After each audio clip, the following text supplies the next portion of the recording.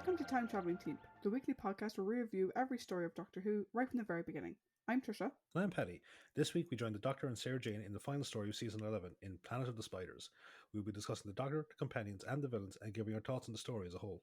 We'd also love to hear your thoughts on the story. So to join the discussion, you can check us out at Time Teamp, that's TimeTeamp, on Facebook, Twitter and Instagram, or you can email us at timetravelingteamp@teamproductions.com. Now though, Paddy, over to you for this final story of Season 11. Cool guys, get the hankies ready. Part 1. At an English country estate, Mike Yates is wandering the grounds. He enters the main house and hears a strange chanting coming from somewhere inside. He goes to investigate and discovers it coming from a secret room in the cellar. Inside, he sees a group of men sitting in a circle around an ancient mandala, which is used in Far Eastern religions. However, he accidentally wanders into a large cobweb and knocks over a mounted candle in his efforts to get free. The chanters stop and Yates flees from the scene before he is seen. Unfortunately for him, the chanters realise who he is when they hear his car, which is the only one at the estate, drive away. Meanwhile, the Doctor and the Brigadier attend a cabaret act to witness a performance by Professor Clegg, a mind reader. After the show, which also contained a belly dancing performance that the Brigadier greatly appreciated, Professor Clegg is invited by the Doctor back to his lab at Unit HQ. The Doctor tells him that he is doing research into psychic phenomenon and would like his assistance with it. Clegg says that he is merely a showman and his act is entirely fake, but the Doctor reveals that he knows that Clegg is actually a very powerful clairvoyant. Clegg admits that he not only is a clairvoyant, but his abilities have recently grown to include psychokinesis, which the Doctor explains to the Brigadier is the ability to move things with his mind. Clegg gives a demonstration by levitating a nearby tray. He isn't able to maintain it for long, though. The Doctor tells him that his abilities are something that lie dormant within all humans, but Clegg seems to have tapped into them somehow. Clegg agrees to help the Doctor with his experiments to see how he can do what he does. At the country estate, Mr. Lupton, the man who was leading the chant, tells the Tibetan monk Cho-ji about the impending arrival of a female journalist to the house. Lupton says that he and the other residents in the house don't want her to arrive, but Cho-ji says that they must let her come, as they must learn to face the challenges that they don't want to in life.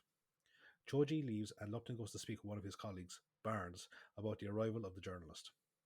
Barnes suggests that they stop their plan for the time being, but Lupton refuses as they are nearing their goal.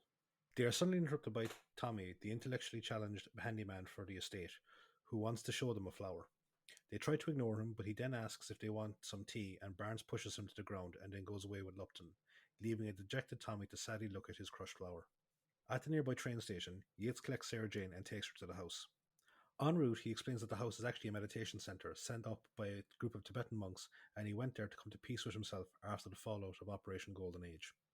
He reveals that he brought her there as he thinks something strange is going on, and he would like her to take a look around and report back to the Doctor and the Brigadier, as he feels that they may not be inclined to listen to him. Suddenly a tractor appears in front of them, and Yates swerves off the road to avoid it. When they look back, they see that it has completely disappeared, and Sarah Jane agrees to investigate. Unbeknownst to them, the tractor was an illusion summoned by Lupton and the other chanters. In the Doctor's lab, Clegg is hooked up to an EEG machine to monitor his brainwaves. The Doctor then gives him the Brigadier's watch for a psychometry test to see how much information he can glean from it. The test is successful, and the Brigadier stops Clegg before he reveals any more personal information. The Doctor then hands him his sonic screwdriver to test and turns on a monitor to get a pictographic view of Clegg's brainwaves. The Doctor and the Brigadier watch as the monitor shows images of the Drashigs, the creatures the Doctor encountered in a device called the Miniscope. Benton arrives with a package from South America. The Doctor takes it and asks Clegg what is inside without opening it, and he reveals that it is a blue crystal from Metebelis tree. The Doctor opens it and reads a letter from Jo, which details her trip to the Amazon with Cliff. She says that the natives helping locate the toadstool that they are trying to find are superstitious of the crystal and refuse to help any further unless she gets rid of it. At the meditation centre, Sarah Jane interviews Cho-ji with Yates, and he discusses the purpose of meditation and how it will allow people to overcome their fears and open themselves to new enlightenment. Yates asks if people could be manipulated through meditation, and Cho-ji says that those that seek to do evil could do so, but then leaves to start a meditation group. Yates then takes Sarah Jane on a tour of the house, and they come across a meditation group listening to a recording of Tibetan chanting. They then meet Lupton and Barnes, who ask about her interview with Cho-ji. Sarah Jane starts to talk about the tractor incident, but Yates pinches her to stop. Lupton invites her to dine with them, but Yates says it is time for her to leave for her train. Lupton and Barnes watch them depart, and Lupton, thinking that they have successfully scared them off, tells Barnes to convene with the other members of their group. However, Yates only drives to the edge of the estate and then says that he will go back on foot to avoid being seen. They sneak into the house but are caught by Tommy, who thinks that they are playing a game. Sarah Jane goes along with this and tells him that they are playing a game called Secrets and says that he can't tell anyone that she is there. She notices his fascination with her brooch and gives it to him as a bribe. Yates then leads her into the cellar so that they can observe Lupton's group. They find a place to hide and then watch as Lupton and the others arrive and begin their chant. In the doctor's lab, the whole room shakes and a violent wind blows as the crystal begins to glow in Clegg's hands. He suddenly cries out in pain as the doctor reaches out for him, and the doctor reveals that he is dead. In the cellar of the meditation center, the Lupton and the others' chanting intensifies as a glowing light suddenly appears from the mandala. It then fades away, revealing a large black spider. Part 2. The chanters recoil in shock from the spider, and one of them attempts to flee, but is knocked out by a bolt of energy from the spider.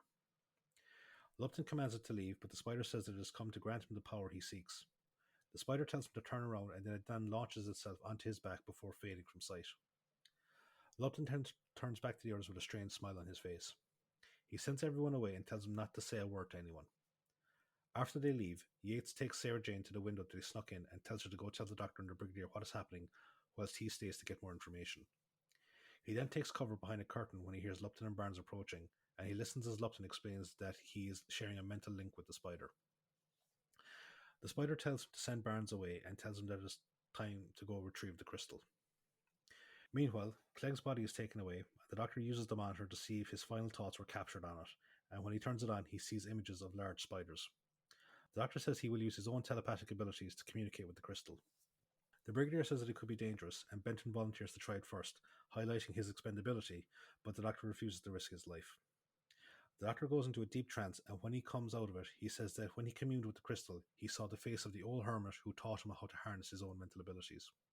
Back at the meditation center, Yates tries to sneak upstairs to meet Campo, the abbot of the monks, but he is stopped by Tommy. Tommy threatens to hit him, but Yates stops and gives him a pendant he is wearing as a gift. Tommy then leaves, but when Yates tries to go upstairs again, he is stopped by Lupton and is forced to go to his room. Meanwhile, Sarah Jane arrives back at the doctor's lab and tells him what she saw, but he is too preoccupied with the crystal and only pays attention to half of her story. However, he becomes serious when she mentions the spider and he has her start over. Once she is finished, he tells her a story of how he found the crystal in Metebelis tree and how it can amplify telepathic abilities. Outside, Lupton arrives and asks a mechanic working on the doctor's hover car where he can find the doctor. The mechanic gives him directions, but when he asks to see his ID card, Lupton shoots him with a bolt of energy. He does the same to Benton when he tries to stop him in the hallway outside the doctor's lab. He looks through the window of the lab and sees the crystal, and the spider tells him to concentrate. He manages to teleport the crystal from the lab into his hands and flees, knocking Benton to the ground again as he tries to stop him.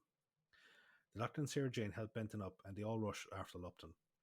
They call out to the brigadier to stop him when they see him coming back, and the brigadier shoots at Lupton as he runs to the hover car. Lupton takes off on it, and Benton pulls up in Bessie. He drops the doctor to a nearby airfield so he can follow Lupton from the air via a small gyrocopter, whilst the brigadier, Benton, and Sarah Jane pursue him in Bessie. A high-speed chase then ensues, and Lupton then abandons the hover car before hiding in a nearby field. The doctor lands as the others pull up in Bessie, and they prepare to search for Lupton, but he suddenly rushes from his hiding spot and takes off in the unattended gyrocopter. The doctor and Sarah Jane then get into the hover car, which is also able to fly, and the chase begins again, with the brigadier and Benton following in Bessie. Lupton is forced to land when the gyrocopter runs out of fuel, and he lands near a river. He makes his way down to the riverside and steals a boat. The doctor and Sarah Jane go down to the riverside as well, and the doctor spots a one-man hovercraft nearby and follows after Lupton alone. Lupton manages to lose him at one point, but the doctor takes a detour by cutting across a field, floating over a sleeping tramp as he does so. He finally manages to catch up to Lupton and jumps onto the boat, but he is shocked to discover that Lupton has completely disappeared. Part 3.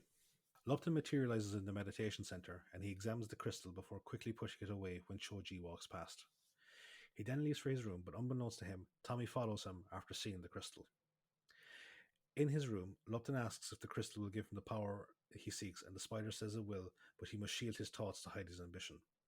The spider says that if her sisters on Metebelis tree detect his ambition, then they will kill him. She then says that they are trying to establish a link with her, and an astral projection of Lupton appears in a room filled with spiders. The spider tells the queen spider that she has the crystal, and the queen tells her to prepare for the return to Metebelis tree. Lupton demands to be rewarded for his service, and the queen says that he can continue to serve them in their plans to conquer Earth, which she says is their ancestral home. The link is then broken, and the spider tells Lupton to rest, and after he falls asleep, she dislodges from his back and makes her way into the hallway. Meanwhile, the Doctor and Sarah Jane have arrived at the meditation centre, and together with Yates, they go to speak with Choji about Lupton's theft of the crystal. Choji says that he saw Lupton in the centre at the time that he was supposedly stealing the crystal. The conversation is overheard by Barnes, who rushes to Lupton's room to tell him about it. He then sees the crystal in Lupton's hand and suggests that they should stop their plan as it is getting too dangerous. Lupton refuses and places the crystal down whilst he washes up. He then tells Barnes his history as a successful salesman that was let go from his job, and his reason for coming to the meditation centre was to gain power so he could get his revenge on the company that fired him. Neither of them spot Tommy as he reaches through the open window and takes the crystal. He takes it to his room under the stairs and adds it to his collection of other pretty things. The spider reappears in Lupton's room and tells him that Choji is on his way to collect him to speak with the Doctor. She tells him to send Barnes away, and after he goes, she says that they need to get ready to talk to the Doctor. Lupton nonchalantly says that there is no need, but the spider uses her mental link to torture him until he agrees to follow her instructions.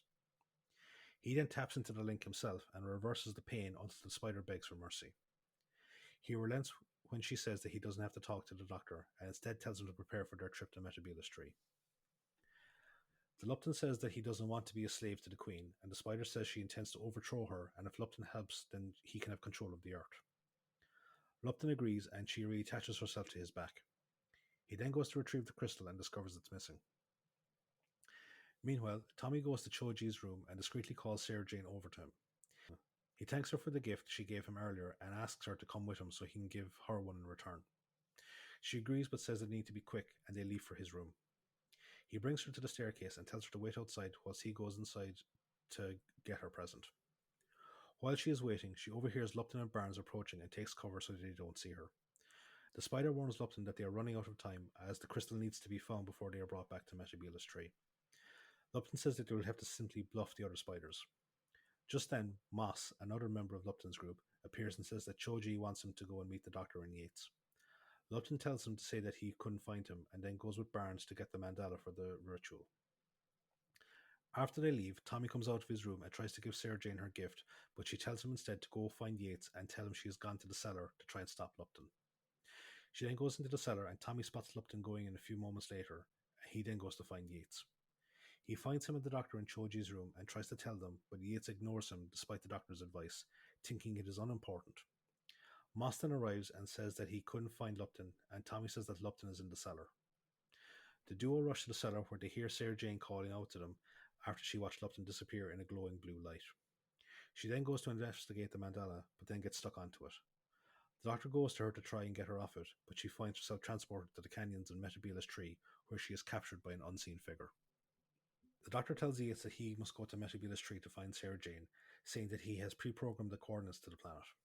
He then tells the skeptical Yates that the TARDIS will land him on the right place on the planet.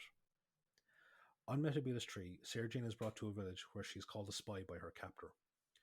One of the village elders, Sabor, condemns the man, who is his son Tuar, for bringing her, saying that he has condemned them all to death. Sarah Jane denies being a spy for the spiders, but this only aggravates the villagers, as spider is a forbidden word to all but their servants. Tuar goes to throw Sarah Jane into the valley below the village, but another man, Tuar's brother Arak, emerges from a hut and tells him to stop. He asks Sarah Jane where she is from, and she says Earth, which leads to more questions from everyone. However, they hear a trumpet heralding the arrival of the Spider Queen, and Arak takes her into his hut to hide her.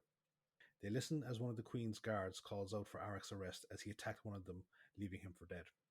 And if he does not give himself up, then one male from each household will be killed in his stead. Arak goes to give himself up, but Sabor says that he will go instead and plead for his life. Sabor says that the guard was victimizing the other villagers, but the Queen silences him and demands to know where Arak is. Sabor says that he helped him escape, and the Queen says that he must take Arak's place for the punishment. Sarah Jane asks what the penalty is, and Tuar says that he will be eaten alive by the spiders. Nesca, who is Sabor's wife, runs outside to plead for his life, but she is stunned by one of the guards. The Queen then spots Sarah Jane when she looks out of the doorway, but rather than risk Arak's discovery, she goes outside and gives herself up. Suddenly the TARDIS appears and the Doctor gets out. A guard tries to stun him with his weapon, but it doesn't work on the Doctor, and the Queen tells him to approach her. The Doctor asks to be allowed to take Sarah Jane back to Earth, but the Queen instead orders him to be taken prisoner and brought back to the palace. The Doctor fends off the guards as they try to capture him. In the confusion, Nesca and her daughter Riga take a cloak and put it over Sarah Jane and hide her amongst the other villagers. The Doctor manages to dispatch most of the guards, but one of them hits him with a bolt of energy, causing him to fall to the ground. Part 4. The Queen orders the guards to bring her back to the castle along with the captive Sabor as night is approaching. After they leave, Sarah Jane rushes to the Doctor's body and begs Tuar to help him, but he says that he is dead and they need to get back inside before dark. Sarah Jane then sees the Doctor move weakly, and together she and Tuar bring him inside. A bell rings to signal the start of the curfew, and Sarah Jane tends to the Doctor whilst Arik and the others mourn the fate of Sabor. In the City of the Spiders, the Queen is brought back into the throne room where she sees Lupton waiting for her. Lupton Spider challenges the Queen's authority in front of their assembled kindred, and the Queen orders her and Lupton to be taken captive. Lupton and the Spider remind her that they have the crystal, but have hidden it until they have been adequately rewarded. This shocks the Queen and the others, who say that they are acting in defiance of their leader, whom they call the Great One. The Queen then blames them for the arrival of the Doctor and Sarah Jane, and says that until Sarah Jane is captured, they will not be listened to. Back in the meditation centre, Brands and the others discuss Lupton's disappearance. Moss suggests that they all leave in case there is a police investigation, but Barnes says that they need to find a way to bring Lupton back. He then notices the door handle moving, and he opens it, revealing Tommy outside in the act of polishing the handle. Barnes pushes him away and tells him not to come back. After he leaves, Yates appears and starts to eavesdrop on the group. Tommy goes to his room under the stairs and begins to practice his reading skills. Suddenly the crystal begins to glow, and Tommy stares at it until he passes out from the strain. He wakes up a few moments later, with his mental faculties completely restored. In Arik's hut, Tuar demands that they attack the city to rescue Sabor, but Arik says it is suicide. The two brothers then argue until they are stopped by Riga. Sarah Jane says that if the Doctor was awake, then he could help them. At the mention of his name, the Doctor slowly regains consciousness and weakly tells Sarah Jane to go to the TARDIS to retrieve a piece of equipment from it. The others tell her to be careful when she leaves, as the penalty for breaking the curfew is death. Sarah Jane manages to retrieve the piece of equipment, but is confronted by Lupton after she exits the TARDIS. Inside the hut, Arik and Tuar continue to argue about the best way to rebel against the spiders, and Arik says that they must use the Doctor's help. He looks out to the TARDIS and sees the piece of equipment, but no sign of Sarah Jane. He leaves the hut to retrieve it and brings it back to the Doctor, who takes it off them after they tell him that Sarah Jane is gone. The Doctor uses the machine, which causes energy to fly out from his fingers. When it stops, he thanks them for their help as his strength starts to return to him. At that moment, Sarah Jane is brought to a room in the city where she sees several bodies, including Sabor's, bound up in webs. She tries to resist, but is stunned by one of the guards. She wakes up later to find herself also bound in webs, and Sabor tells her that they are being preserved to be eaten. In the meditation centre, Yates knocks on Barnes' door and tells Barnes he wants to talk, but is knocked out by a nervous Moss. The next morning on Metebelis Tree, the Doctor is back to normal and joins Arik and the others for breakfast, where they tell him about their descendants of a ship of Earth colonists that crashed nearly 500 years ago. Tuar berates the Doctor for being so nonchalant while Sarah Jane is at risk, but he says that they will keep her alive for the time being for questioning. Arik then continues with his story, which is concurrently being told to Sarah Jane by Sabor. He says that the spiders on the planet also came from the ship, and he explains that their massive size is due to generations of being exposed to the crystals in the mountains. He says that their minds also grew due to the exposure, which accounts for their powers. Back in Arik's hut, the Doctor asks him and Tuar to go out and collect several different types of pebbles as he wants to test the theory. They bring in the pebbles, and he says he is searching for a type with the mineral properties that would allow him to resist the abilities of the spiders. He finds what he is looking for, and then after coming up with a plan with the others, he sets off towards the city. He manages to infiltrate the city, but he is caught by the guards and Lupton, who tells him to kill him. However, a guard commander appears with orders from the Queen for Lupton's arrest.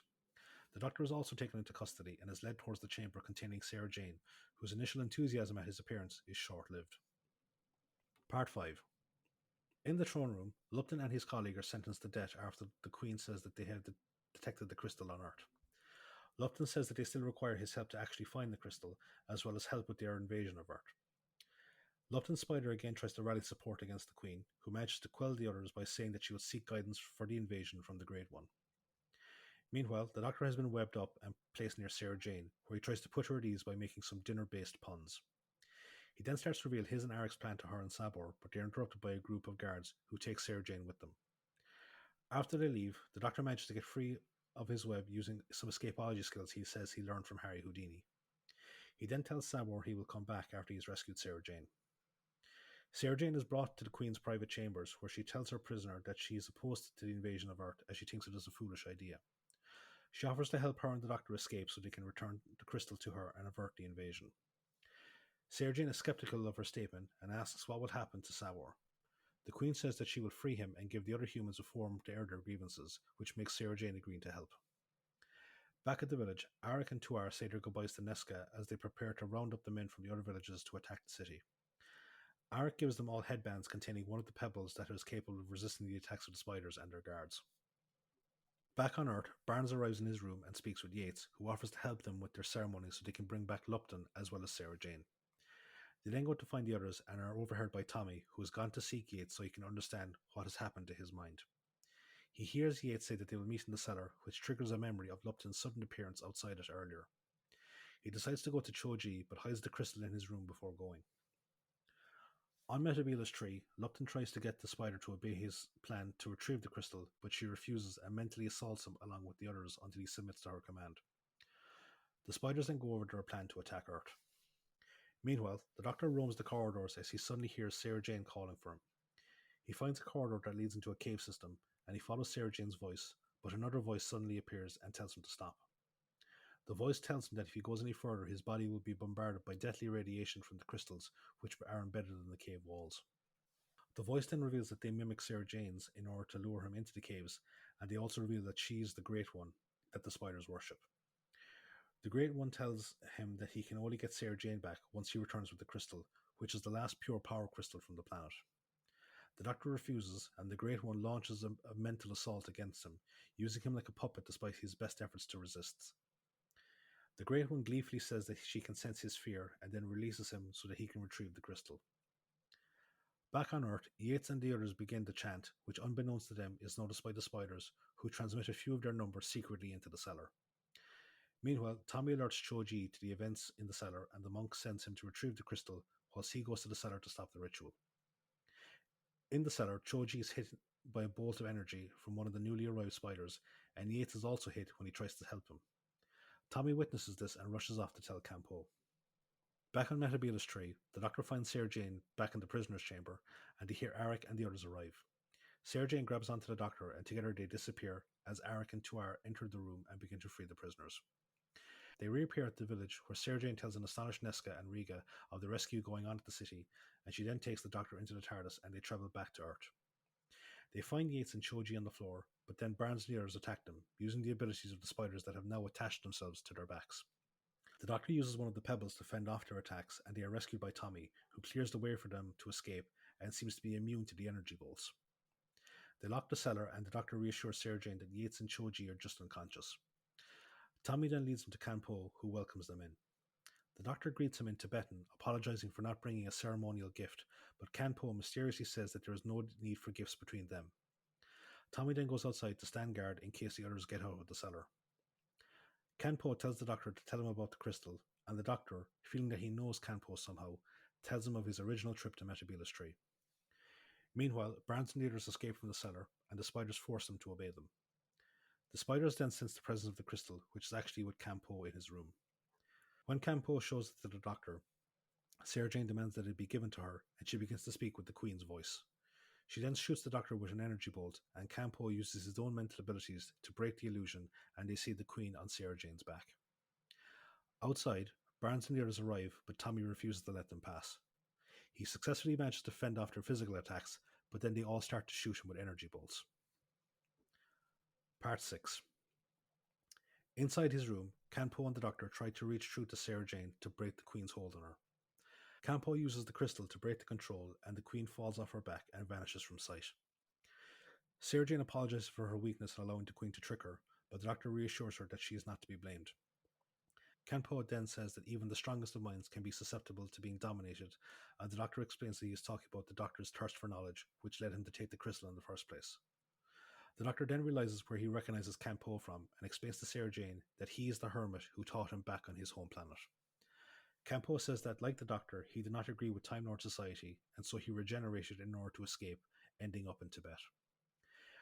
The Doctor explains the process of regeneration to a confused Sarah Jane.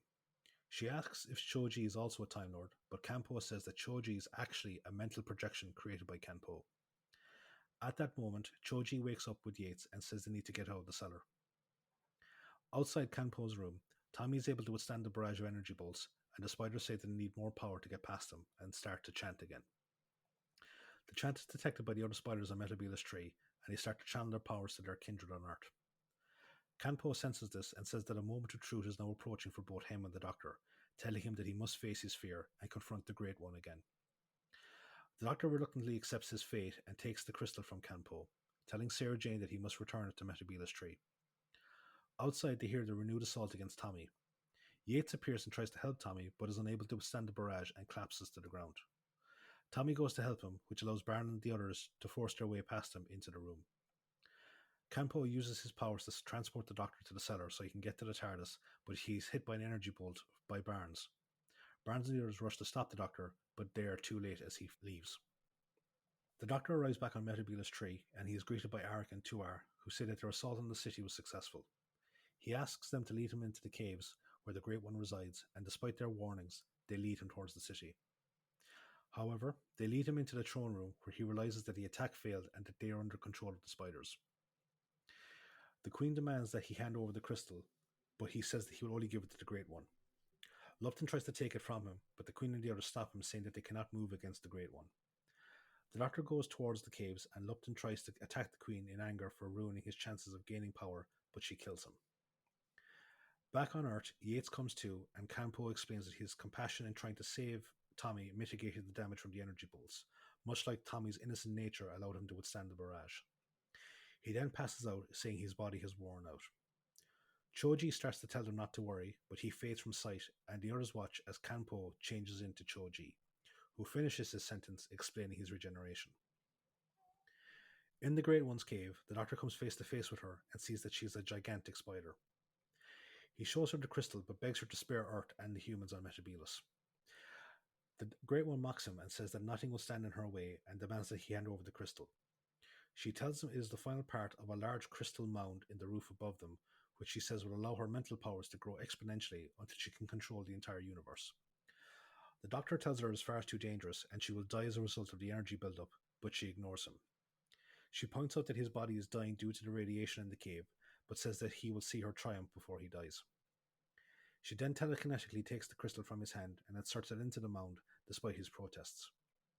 She initially relishes in the power, but soon calls out for help as she starts to burn up as a result of the energy feedback. The Doctor flees from the cave and goes to the TARDIS. Meanwhile, the spiders begin to die from the feedback through their link that they share with the Great One, freeing Arik and the rebels as well as Barnes and the others. 3 weeks later, Sarah Jane goes to the Doctor's lab where she is joined by the Brigadier. He tells her to try not to worry about his long absence, explaining to her that he once didn't see the Doctor for months, and when he did come back, he had regenerated. Suddenly they hear the sound of the TARDIS materializing, and they watch as the Doctor staggers out of the door. He says that he got lost in the vortex, but then collapses to the ground. Sarah Jane asks why he went back when he knew the risk, but he says he needed to face his fear. She tearfully begs him not to die, but he tells her not to cry before passing away. She shares a moment of silence with the Brigadier, but they are shocked when Choji suddenly materializes in the lab. Choji reassures her that he is not dead and that he will help speed up the regeneration process, as the damage to the Doctor's body was quite significant. He warns them that his behavior after the change might be a bit erratic, and he then vanishes from sight. Sarah Jane tells the Brigadier that the process has started as they watch as the Doctor changes into a younger man, this time with brown curly hair. End of the story.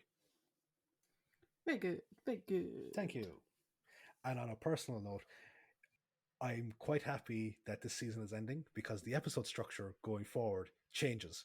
So there will be only one 6-parter per season going forward. Hooray! Hurrah!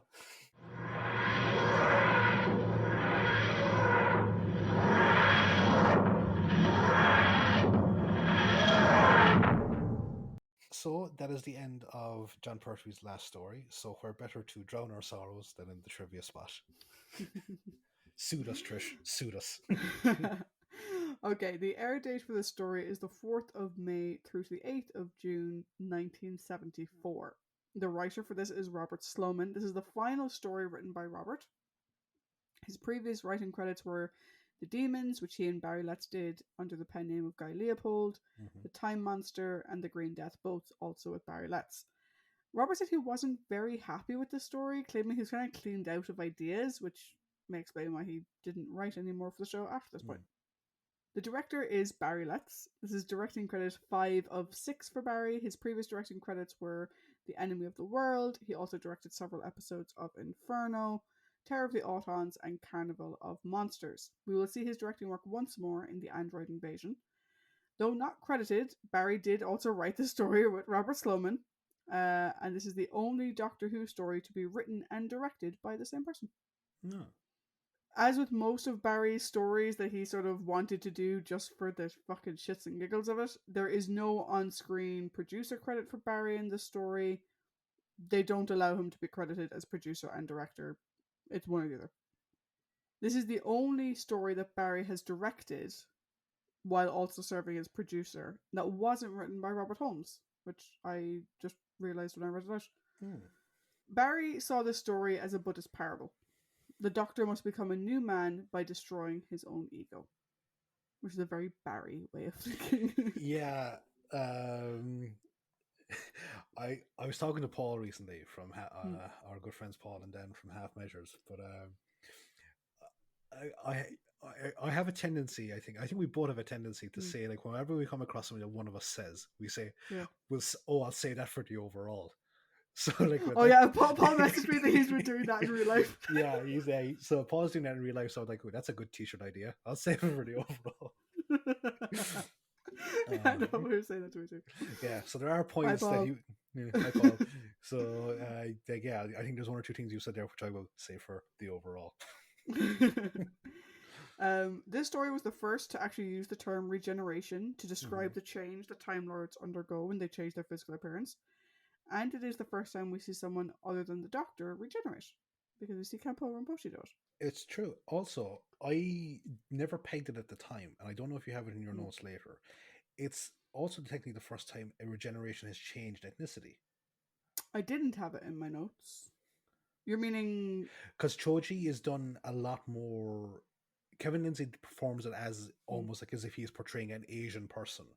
Yes, whereas the guy playing Kanpo, there's nothing really Asian about his portrayal of the character. Yeah, I didn't really see it that way. I just figured that Kanpo was old. And so he spoke slower and clearer. So, because a lot of what comes across in Choji is the accent. Yeah, and I no, it could be me just seeing stuff that isn't there, but I just think that Kevin Lindsay's performance as Choji leaned more towards an Asian portrayal of a character. I thought Kempo was meant to be Asian as well, so maybe that's just a difference of opinion. It might be a difference of opinion, but he does, like, I would say, like, that his speaking and his appearance isn't as pronounced as Choji's. No. So that's what I was kind of going. All those people that say that that have been giving out about current regenerations that we've seen in the modern era, it's a case of like, what, fuck off. It was back then as well. So the reprise in episode 6. There are scenes in the reprise of episode 6 that weren't actually in episode 5. Which is weird, because usually it just picks up like maybe the last minute, maybe 2 minutes of the end of the previous episode. Barry did explain why he did this. So originally, all of these scenes were shot for part 5, but he felt that the special effects backgrounds didn't work really well, so he cut them. However, then part 6 was running short, so he put them back in. Which, you know what? Like I said, I know you and I were talking about this off air.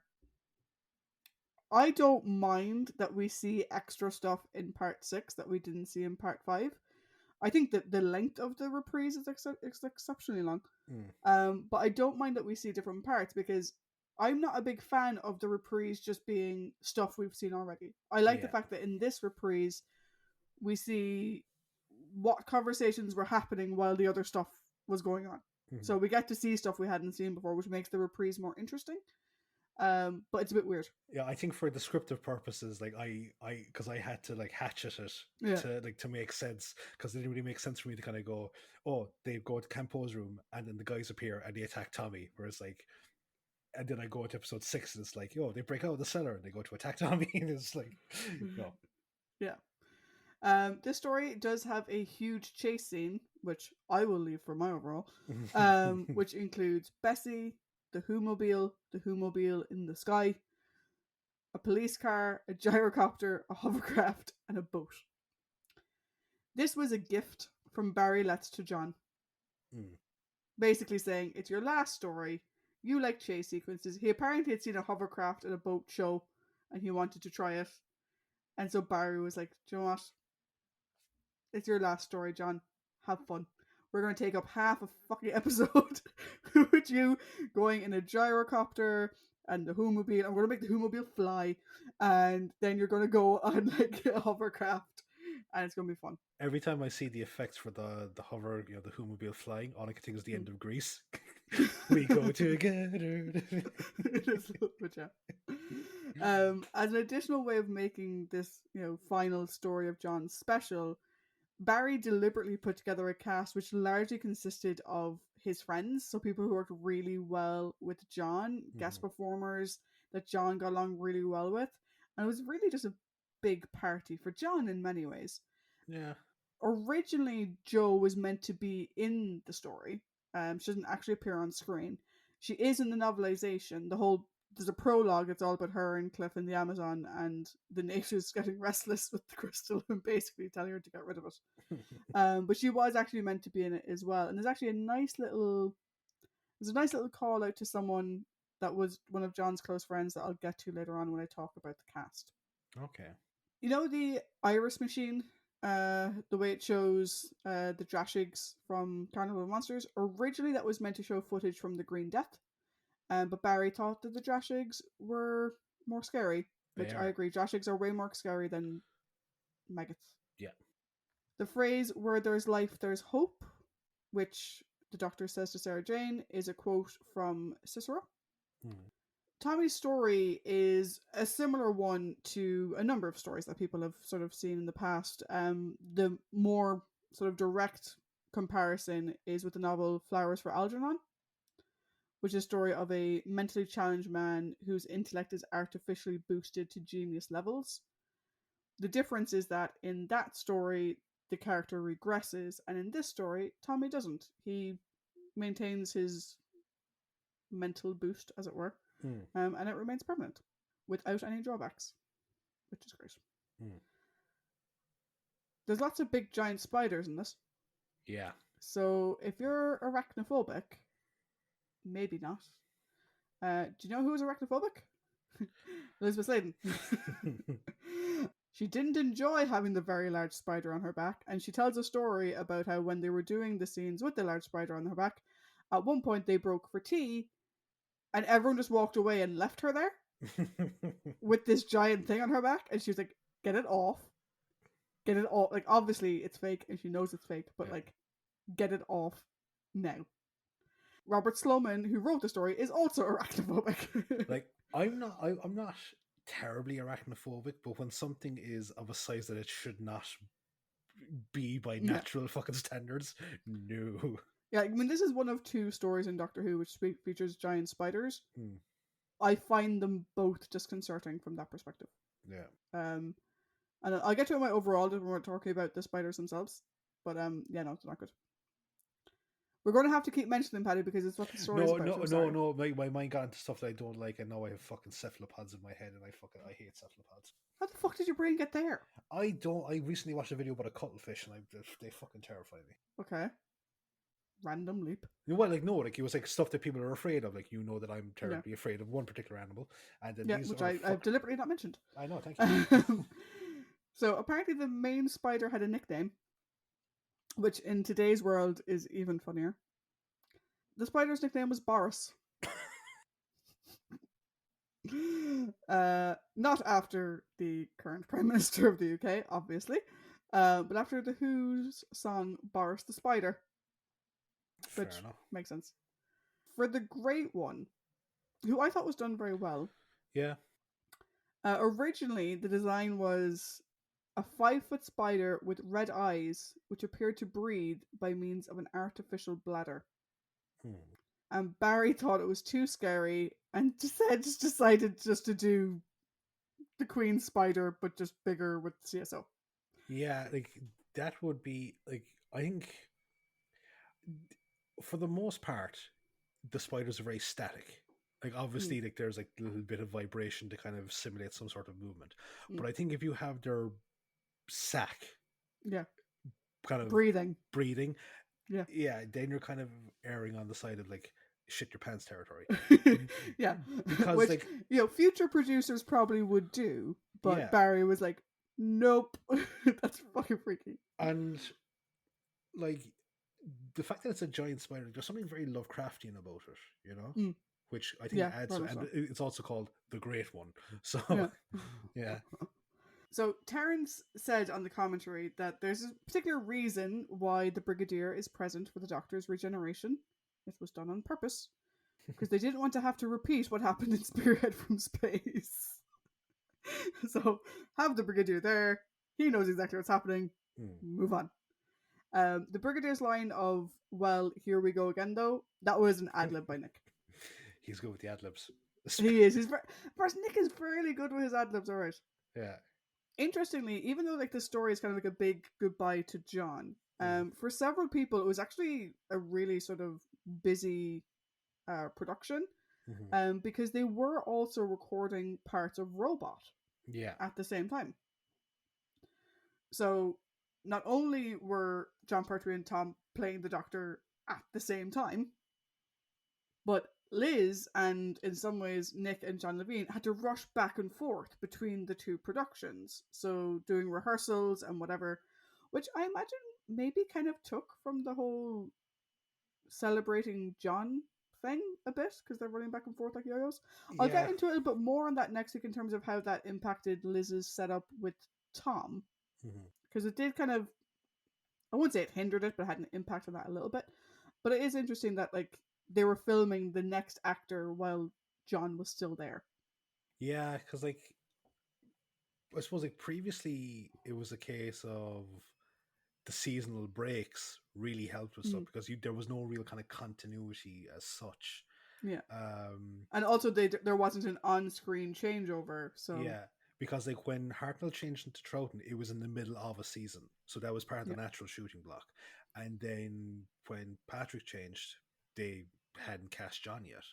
Yeah. So Tom Baker does appear for like 5 seconds at the end of this story. He is uncredited at that point. And it is the first time since William Hartnell changed into Patrick that we do see the regeneration, the handover on screen, even though it's done a slightly different way. This is also Richard Franklin's final appearance as Mike, outside of cameos and audio adventures. We will see him again in a couple of appearances, but nothing major going forward. One of the characters we're going to be discussing when we talk about Robot is a man by the name of Harry Sullivan, who I've made many comparisons over the years between Paddy and companions in Doctor Who. Jamie's a big one, you know. There are times when Paddy's a bit of a Harry as well. But hopefully only in the best ways and not the fucking bad ways. Oh yeah, in the buckets ways, like that. Yeah. Though Harry doesn't appear on screen in this story, he is mentioned. The Brigadier phones down for the medical officer, and he does refer to that person as Sullivan, thereby setting up the upcoming character of Dr. Harry Sullivan. Let's talk about our cast, shall we?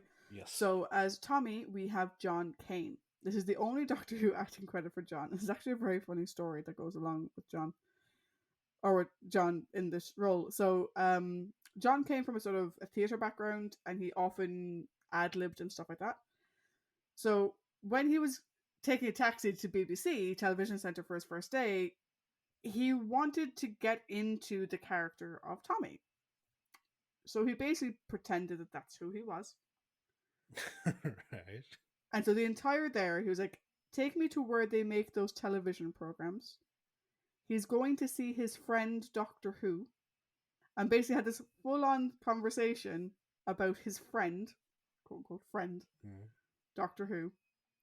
And when they arrived at Television Centre, the taxi driver went to speak to the security guard and was kind of like, look, I have this guy in the car. He thinks he's coming to meet his friend, Doctor Who. And the security guard basically said that, look, Doctor had left in his TARDIS and he wasn't there, but would wave to him next time he was on TV. Aww. And the driver offered to take Kane back home.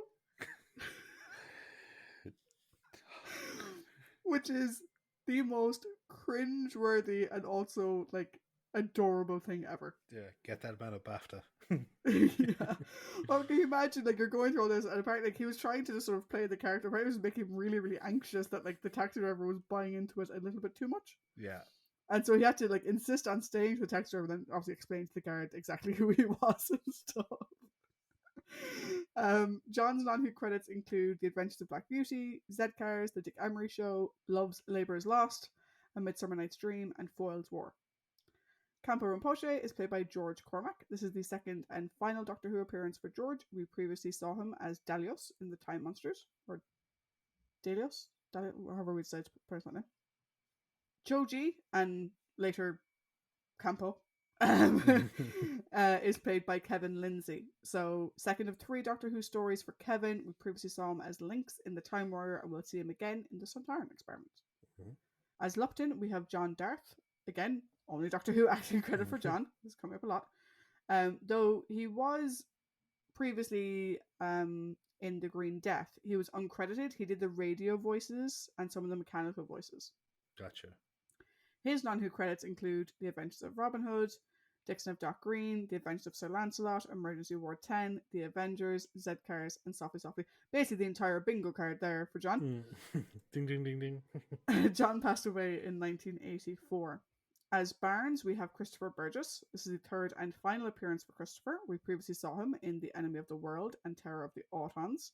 His non-Who credits include North and South, Treasure Island, Josty's Giants, County Hall, The Growing Pains of PC Penrose, and once again, Z-Cars. Christopher passed away in 2013. Now, on to the spiders. So, Lupton's spider, as I refer to her, is voiced by Isan Churchman. This is the final credit on screen for Isan. She previously provided the voice of Alpha Centauri in both Peladon stories. The Spider Queen is voiced by Kismet Delgado. This is the only Doctor Who credit for Kismet. Her non-Who credits include Dixon of Dock Green, The Three Princes, and The Alien Sky. Now, I mentioned that there's a little bit of a connection for John in terms of acting with people that he was friends with. Kismet was married to Roger Delgado. So, in a way, Roger was kind of there in spirit. Yeah. Kismet passed away in 2017. Lastly, the Great One is voiced by Maureen Morris. This is her only credited Doctor Who role, though she did have an uncredited appearance in The Macra Terror. Her non-Who credits include The Moonstone, the 1988 version of The Lion, the Witch, and the Wardrobe, Nicholas Nickleby, Coronation Street, Emmerdale, and Z-Cars. Now, this story was the final regular appearance for John Pertwee as the Third Doctor and introduced Tom Baker as the Fourth Doctor. We will talk about Tom next week, but let's talk about John's departure. So, John cited in interviews 2 main reasons why he left the show. One, Barry Letts was leaving. Barry had been the producer for the entire time John was there, and he felt very well taken care of under Barry. And also the death of Roger Delgado, who had played the Master.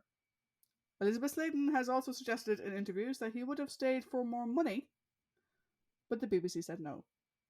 So, a little bit of Barry was leaving, Roger had passed, the unit stories were becoming fewer and far between, so he wasn't seeing the old gang as much. He went to ask for more money and they said no, so he said, you know what, call it a day. He would return to the role of the Doctor on screen in The Five Doctors. He was also in the TV short Dimensions in Time, and he also did a number of BBC audio stories that also starred Elizabeth Sladen and Nicholas Courtney. John's credits after leaving the show include, and I included these specific ones just because I find it funny how much things come up again, Wurzel Gummidge, The Little Green Man, Super Ted, Wurzel Gummidge Down Under, The Further Adventures of Super Ted, and then he was in The Adventures of Young Indiana Jones, Attack of the Hawkmen. He's also in a thing called Who Done It, which is like a murder mystery game show.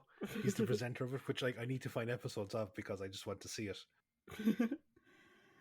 John passed away in his sleep at the age of 76 from a heart attack while he was on holidays in Connecticut. He was cremated and he had a, I think I've mentioned this before, he had a Wurzel Gummidge model affixed to his coffin following the instructions outlined in his will. One thing I will say is I've seen a lot of clips online. John was very much, into the convention experience and stuff like that. He went to conventions a lot. So does Patrick. Mm-hmm. And he clearly lived for the role. Like he loved being the doctor. He loved talking to people as the doctor and stuff like that, which is always great to see. Like we didn't have that opportunity with William Hartnell, but I think he probably would have been the same. Absolutely. Like I've seen, I don't know like where it's coming from. I suppose maybe it's the advent of stuff like BritBox, but I'm seeing a lot more appreciation for the William Hartnell years of Doctor Mm, Who, and I'm seeing a lot more stuff people where people are noticing like articles where he was on about how much he loved the show and like just like attending events and like really make it special for kids that would meet him. So like, we're kind of tree for tree in the sense of people that take on the role that they treasure it, and it's not yeah, just like oh, it's something to make my name off of. It's like you're a custodian of something, you know. yeah. And I think it's something that a lot of maybe newer Who fans, maybe wouldn't be aware of because sadly a lot of the Mm, first three um, classic Doctors have passed away. Um, but it's nice to like I said we're three for three on that. Um, and that will continue, which is good to know.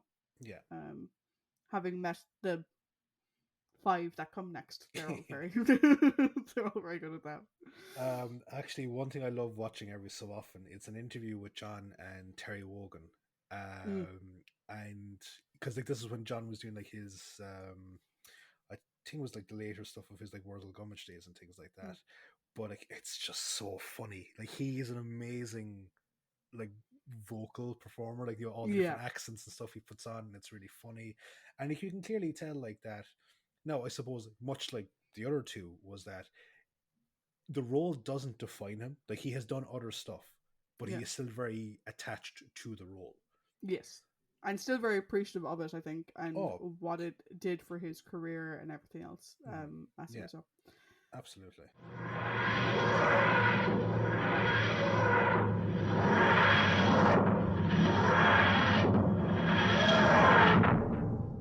So, thank you very much for that. As always, the You're very trivia welcome. spot is great.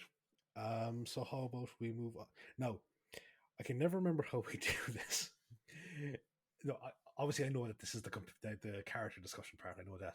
Like, so we discussed the Doctor, the companions, the prominent characters, and the villains. So this week we have the Doctor, we have Sarah Jane, we have the Brigadier to an extent, Mm-hmm. we have Yates, we also have prominent characters of Tommy, Choji slash Campo, Mm-hmm. and then we have the villains of Lupton, Barnes, and then the Spiders, which we will be discussing. Thing. Now, the Doctor we normally discuss first. Do we leave Yeah. him till the end because it is his farewell I story? can't remember what we did for Patrick because it was so long ago. How about we, Yeah, we still discuss him first? Because usually we discuss the departing companion last in the yeah, companion section. cool. Yeah.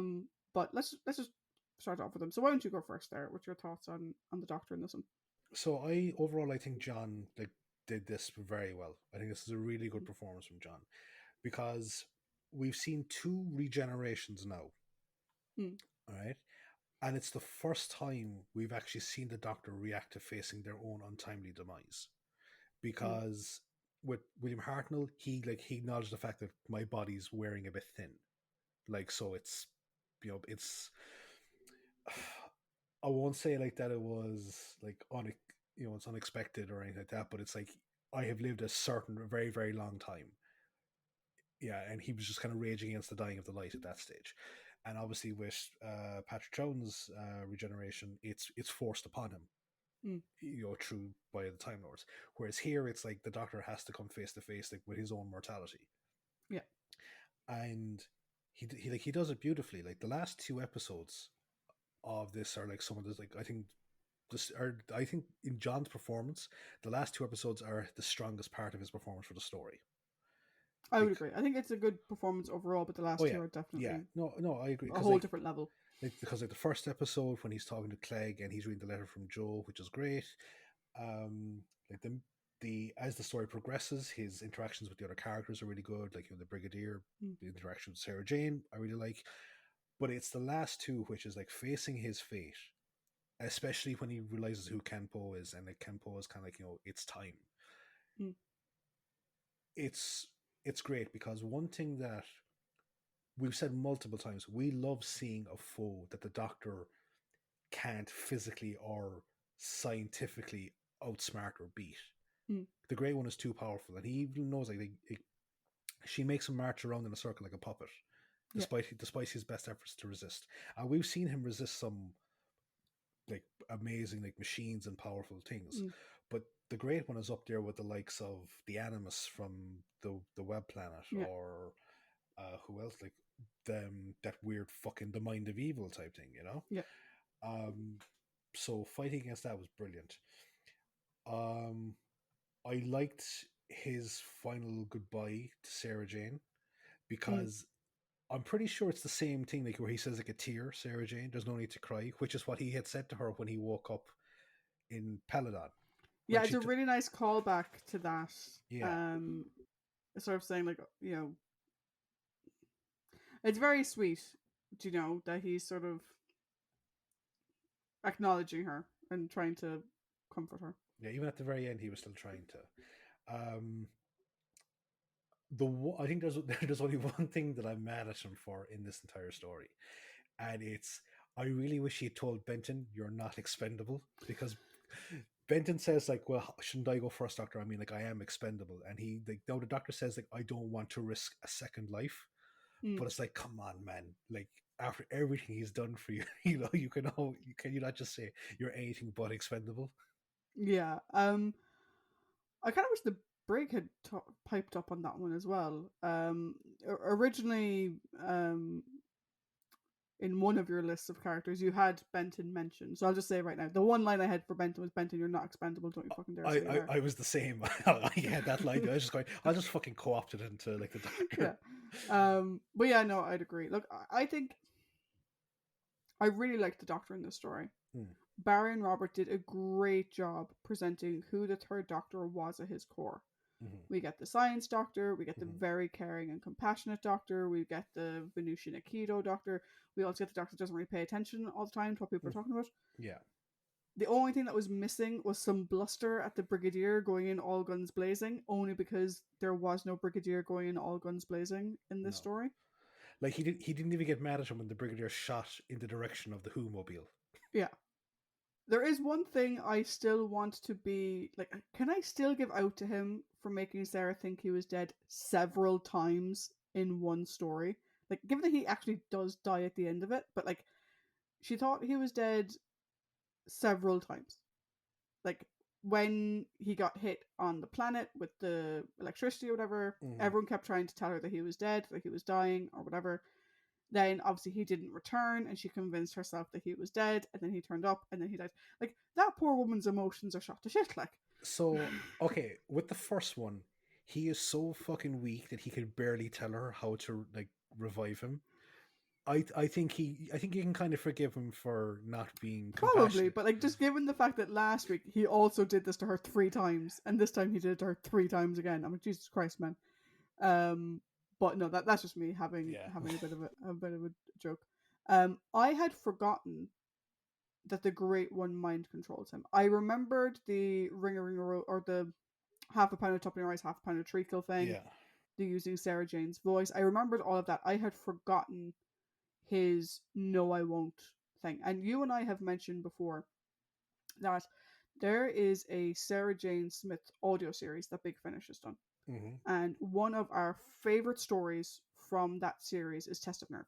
Yeah.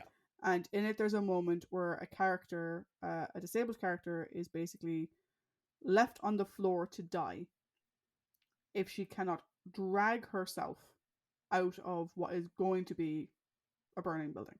Yeah. And it's very, very well done. It's Sadie Miller, who's Elizabeth Stanton's daughter. And what she repeats over and over again is, "I will not be your victim," and it's such a powerful moment, and I got such major vibes of that in John's performance. Him constantly saying, "No, I won't. No, even as he's doing it, he's still trying to fight it." I thought it was so well done. And like another thing is like I've been critical of the way that John sometimes hams up the struggle face, Mm, he has, because the eyes will bulge out and it's slightly yeah, comedic. Here, no, he plays it perfectly. yeah. Like his expressions in the whole lot is absolutely perfect. And I would say that, like, in keeping with, like, he's kept in with a lot of traditions with Doctor Who. I think he is kept in with the tradition of a strong final performance for a Doctor's regeneration sequence or a Doctor's Mm. final story. But I will say that this is the best performance by the Doctor in a regeneration story because of the fact that it is him facing his fear and his own death. I would agree. Like that would like it was absolutely fantastic. Mm-hmm. I do also love, and I know that this will probably probably one of the reasons why fans of the current era of the show get a bit up in arms about the Doctor's history or whatever. I do love this glimpse we get into the Doctor's past, Mm-hmm. what he was like as a child. Yeah. I love that. I love the way Campo treats him. I love the relationship they have together. I think it's absolutely fabulous. Overall, like you said, I think this is a fantastic performance from John. Mm-hmm. And definitely of the regeneration performances, I think it's the one that hits the most, Mm-hmm. because while you may not know going into it, when you watch it in its entirety, you sort of realize it was building to an inevitable conclusion, Absolutely. Yeah. No. and it builds really well. Whereas in War Games, it comes out of fuck off nowhere Yeah. that he's going to be regenerating, and obviously similarly 10th Planet. in 10th Planet. So no, I agree. It's a fantastic performance. So, shall we go on to the survivors? Okay, so we have Sarah Jane and the Brig and and and Yates, Yates. yeah, Come on now. and Good Boy Benton, who is Good Boy Benton, Yeah. and We'll just say Good Boy Benton. yeah, He's Good the Boy best boy. Benton. Yeah. Sarah Jane, investigative journalist, can't really take a hint. Although, in fairness, all Mike had to do was actually introduce her properly to them by name, Yeah. and she probably would have cottoned on fairly fucking lively. I really like Sarah in this one, not least because it has one of my favorite outfits of hers, which I know people are like, Tricia, you're obsessed with her clothes. I am obsessed with her clothes. It has one of my favorite outfits. I love the stripy top and the slacks and the cardigan. But similar to the Doctor, we get all of Sarah's best stuff. Mm-hmm. We get her investigating, we get her being compassionate, we get her being scared shitless, Mm-hmm. and we get her being incredibly brave. Yeah.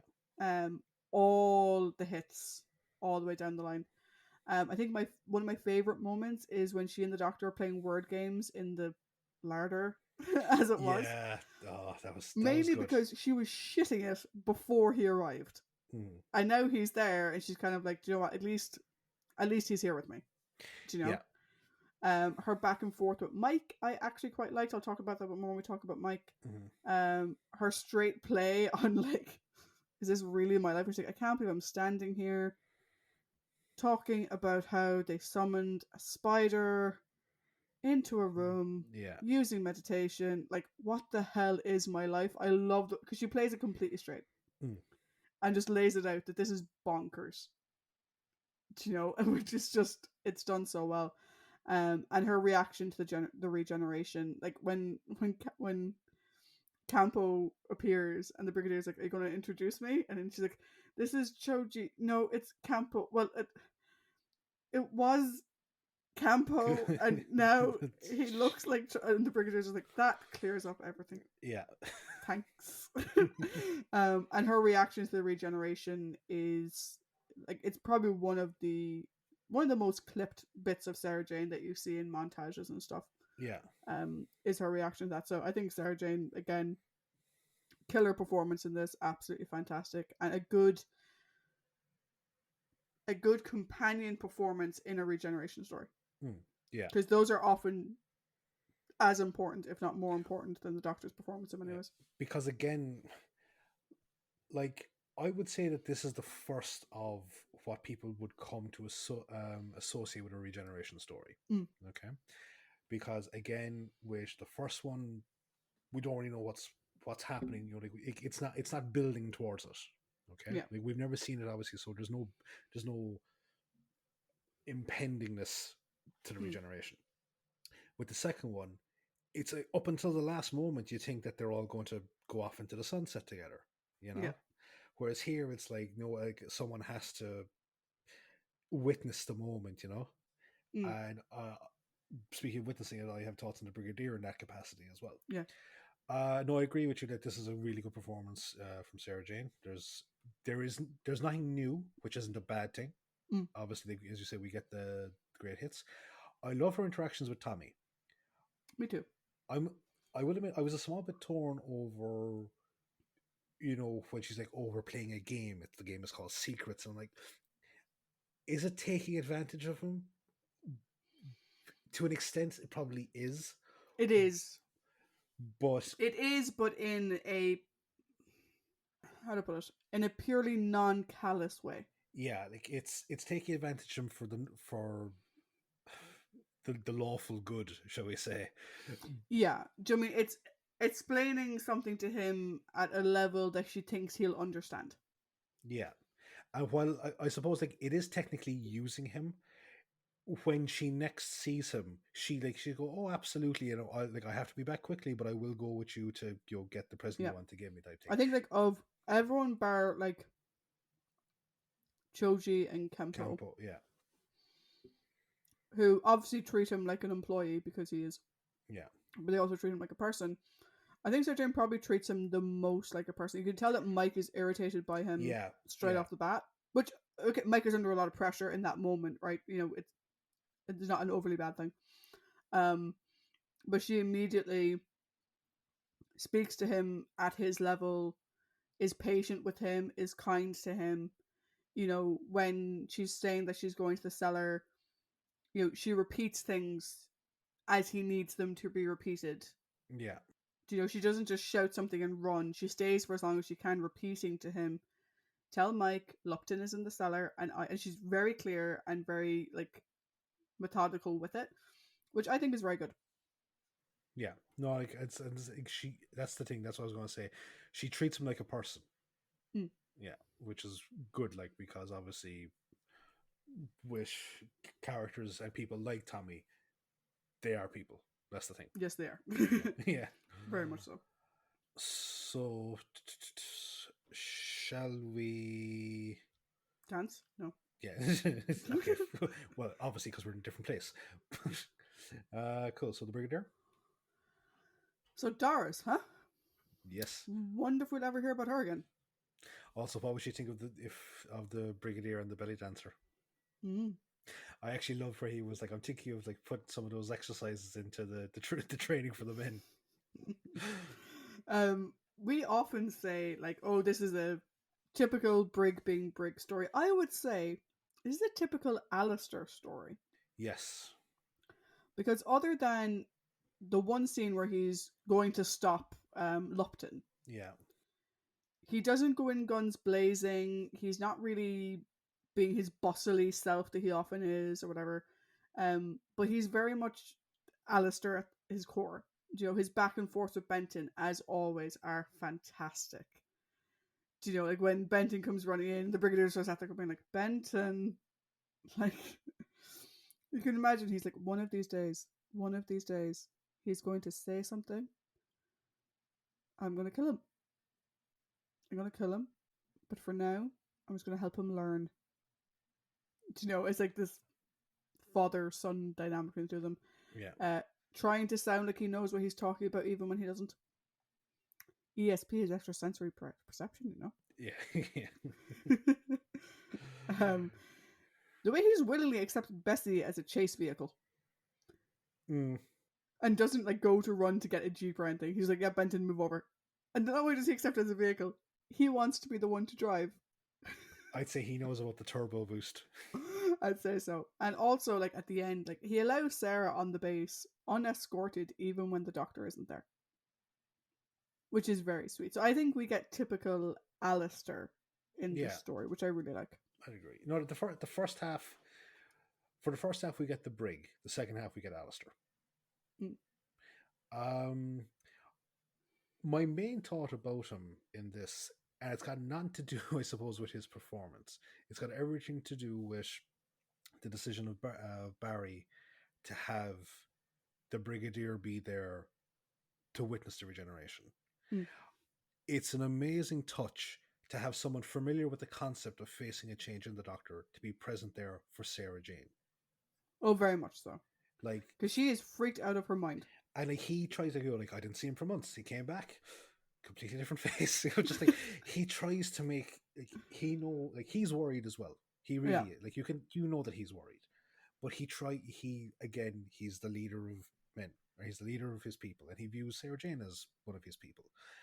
And just, I know whether it was probably, I don't know if that was their intention. Obviously, they said, look, it's a time saving measure that we don't have to fucking explain everything. It's like playing a new Assassin's Creed game again. You know, like, you have to learn all the fucking skills through some arcade. Or the beginning of every God of War, he somehow lost all his powers. How the hell did that happen? Exactly, all back up again. All the fucking arcade bullshit of going to go through it again. But I wonder, like, if there was, like, the other intention of having someone be familiar with the process be there for the companion as such, you know. I don't know if it was intentional. I think it's nice though. Yeah. To your point, and I love the way that he is with her, because he's like such an awkward dad. Yeah. Of like, he doesn't quite know how to comfort her, but he really wants to. Oh, there. Oh, you're very sad. Oh, it's okay. He's like, like the fact that he's like, I'm sure he'll be fine. He once, disappeared for months, but then it goes into awkward dad and came back with a different face. But yeah, no, I'm sure he's fine. Yeah. I'm sure he's great. I came back with a different face. I was about a foot taller.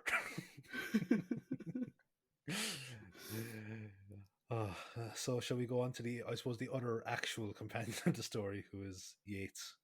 Yeah, why don't you go first, right? Because I have thoughts on Yates. Okay. So Well. It looks like I finally have something nice to say about you. I think this is kind of a shit sandwich for him, though. But I'll start off with the good, go into the bad, and I'll go into the good. I really appreciated how he took ownership of the fact that he participated in Operation Golden Age. It wasn't like, I was convinced by, whoever. It was like, no, like, I played my part in it, and I'm trying to come to peace with the fact that I did that, And I can't talk to them because I pulled a gun on them. Yeah, exactly. He's enough fucking cop on to appreciate other people's feelings towards that. I can imagine Benton looking at his scrapbook with the two of them. Here comes the bad part. I didn't like his initial treatment of Tommy. Me neither. It's like, there's always it's always something important, or it's just kind of brushing him off to the side. But to me, he redeemed himself by trying to save Tommy, because he obviously couldn't see that Tommy was capable of withstanding the barrage. But he pushes him all the way, and he takes the fucking hit, and he goes down like a sack of bricks. But it's that thing of not knowing that someone is not in danger, is not in serious danger, but still going to take that bullet for them. So I think that's a further redemption for Mike, in my eyes anyway. Like, obviously the character had been trying to redeem himself by going to this meditation center, but in terms of like the fan who has issues with fucking Yates, this is another aspect of that redemption. A redemption within a redemption, if you will. I still have issues with Yates as a character. This doesn't wipe the slate, like, by all means. No, this doesn't. However, again, kudos for owning what he did in the last story.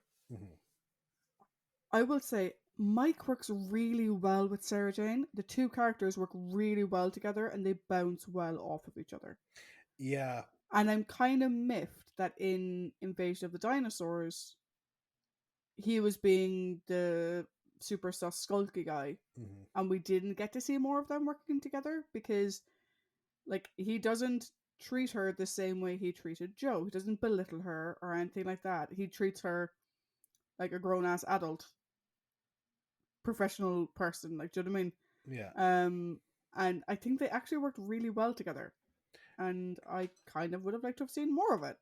They did work really well together, and I think it was, and sorry, I think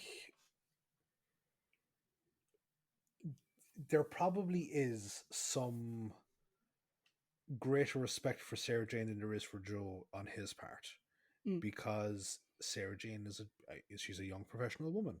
She's a journalist. She's Joe was like, fucking kind of hippy dippy, which obviously Yeah. doesn't She really was gel. also still a young professional woman, but in Mike's eyes, she was a young professional woman whose uncle got her the job. Yeah, exactly. Like, so that's the thing, you know. Yeah, but I do think the two of them worked really well together. I think they bounced well off of each other. I think an interesting thing for Mike is that he still seems like an outsider at the monastery. I wonder how long he's been there. I didn't pick up on that, and I think the reason why I didn't pick up on it is because we only see kind of really two groups of other people in the monastery. There's Lupton's crew, Mm. and then there's just a room full of fucking randos. Yeah, but the room full of randos was the group meditation Yeah. that everyone was meant to attend, and obviously Mike wasn't because he was escorting Sarah Jane. But you kind of get the sense that like the way he interacts with some of the other characters, the way Lupton's group sort of sees him as this sort of interloper in a way, and even you get the sense that a lot of the stuff Choji is saying Mike hasn't heard yet. Yeah. So I just wonder. No, I mean it's not a bad thing. I just wonder how long he's been there. Because given the reason why he went there, feeling like an outsider is probably not helping. I didn't like the way he treated Tommy when he first met him. I think there's a little bit of you can give him a little bit of leeway in the sense that he's obviously under extreme pressure, right? This is a very serious issue that they're investigating, and Tommy just pops up out of nowhere. But I don't like the way he treats him in reaction to that, because it's indicative of the way he treats him in general. Mm-hmm. Like, had he just been like, "Oh, Tommy, not now," yeah, you maybe could have forgiven it a bit. But the fact that he's like, "It's always something important," yeah, is kind of like, what's important to Tommy, so don't be a dick. yeah. Because like I suppose like I didn't really do it in the recap, but because I think we're going to be moving on to Tommy now in a while. But Tommy's whole thing is like he calls everyone by their last name. Yeah, it's like and it's like Barnes want tea, or look, Yates want tea, or Yates want to see like pretty flower, this type of that's the childlike side of things. And like when he comes rushing into the room, he's like Yates, it's like trying to say the cellar, and it's like Lupton, and it isn't until Moss says that Lupton isn't there, it's like, oh, Lupton is in the cellar. It's like the doctor has seen the guy for like fucking 5 seconds, and he knows that he's trying to tell you something important. Like, yeah. So I think there's a certain bit of leeway you can give, but not too much, Yeah. And it does kind of go back to how Mike sees people who he perceives are less intelligent than him.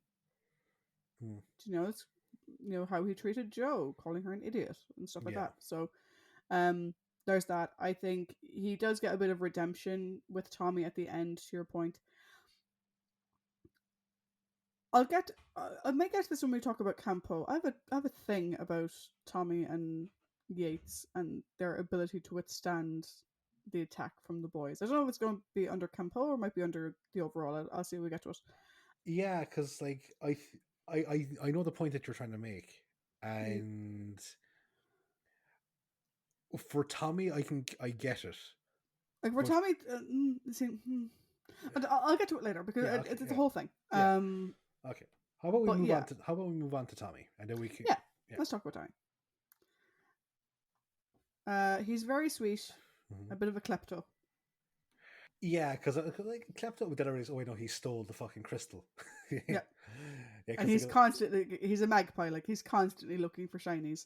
Yeah. And you kind of get the sense that a lot of the shinies he has in his box, a lot of the pretties, weren't given to him as a gift. No. Yeah. Sarah Jane gave him one as a gift because she's very nice to him. But I think a lot of the others he kind of pilfered. Yeah, he probably did. Like he climbed the window to get the crystal. Do you know what I mean? He's got some serious klepto tendencies about him. Like this is kind of strange. Okay, is that Tommy is like he is a very prominent character Hmm. in the story, but up until the point where his intelligence is boosted by the crystal, there isn't a whole lot of layers to what we can see of the Mm. character. Uh, but one thing that I loved was John Cain's performance, because the part of someone remembering, or like, or not, because like, we don't know what Tommy's backstory is, but Mm. being capable of reading full sentences like at a proper pace, like not having to stumble, it's like the scared happiness, Mm. like the uncertainty. He did that brilliantly, to the extent that like you almost thought he was going to burst into tears over the fact that he was able to actually do the stuff that he'd always wanted to do. Mm. Because like he goes from reading like Ladybird books, he goes into the library, he starts reading everything. He goes like, I still don't understand it, because like he Yeah. can read stuff, he just can't comprehend what it means. That's something that I really loved. I loved how they did that. Yeah, Um, I like that he gradually becomes more capable while not losing who he is either. no, Um, I wouldn't have liked it as much if they just had him instantly be like this uber intelligence, because you see that sometimes in science fiction shows, and stuff. But even with the dictionary, he still was like, "No, I need to talk to Campo because I don't get it." Like he knows the words, he can read them, but he still doesn't understand them. it reminds me of the thing from like it was like The Simpsons, like where Homer reads like how to create your business, how to create your business for dummies, and he reads a certain word in it, and then he has to get the dictionary to read what that word is. It's marketing. He goes like he goes like marketing for dummies. Then he just looks up the word marketing. Yeah, But but I like the way it's gradual, do you know, and it's Tommy learning. He's just learning faster as he goes. I thought that was. I have a question for you as well, right? Mm-hmm. Based on that, so he never once thinks about, like, he's obviously in a lot of pain when he's being shot with the energy bolts, Yeah. but he never thinks once of allowing the others to get past him. No. Would you do you think he that would still be the same case if he hadn't been boosted by the crystal? Yes, very much so. Tommy, in many ways, reminds me of Hagrid Yeah. from Harry Potter, Okay. in the sense that Hagrid is 120 million% devoted to Dumbledore Yes. because of what Dumbledore did for him. Hmm. I could go into a whole thing about how Dumbledore never actually got him his wand back after his proof that he didn't actually release the basilisk, but that's the Yeah. point. Yeah. But he is 100% devoted to Dumbledore. Hmm. Tommy, even before his intellect gets boosted, is 100% devoted and protective of Campo. Yeah. And I think Tommy would have stood there and borne the brunt no matter what, Hmm. because you do not interrupt Campo. Yeah. And if he thought someone was going to hurt Campo, Yeah. fuck no. Because he threatens to fucking box Yates if he tries to go Yeah, upstairs to like even see he's him. sort of that like gentle giant type Hmm. character of like, he comes across as incredibly sweet and innocent, and for the most part he is, but he could also break you. Yeah. Something You very know, hold door type scenario. yeah. I do think he would have been the same otherwise. There was one moment with Tommy that absolutely broke my heart. Hmm. Which is when Barnes is like, "Can't you read?" And he's like, "My mother bought me a book," Oh yeah. and I was like, my heart just broke, because then to see him sitting, and again in that very Harry Potter thing, in his cupboard under the stairs, Yeah. reading, and I thought there's a Ladybird book, Mm. and like there's just something so quintessentially innocent about a Ladybird book. Hmm. Do you know? And it broke my heart. It was the most adorable thing ever. I, Um, I think no, it was a great job by John Cain. Great job. oh, fantastic! I think in terms of our supporting cast, it was the best performance for me. Like, Yeah. Kevin and stuff was great as Choji, and Campo was great and all that kind of stuff. But John's performance as Tommy, for me, is really, of the supporting cast, the best performance Yeah. of the story. And I think it's the best performance from a supporting cast member we've seen in a while. Probably since was it David Dacre in Time Warrior as Iron Gran. Yeah, yeah. No, I'd agree. I'd agree. Um, and Kevin as As yeah, Lynx, yeah. but since Time War, I think it's probably the best Mhm. supporting character performance we've had. Yeah.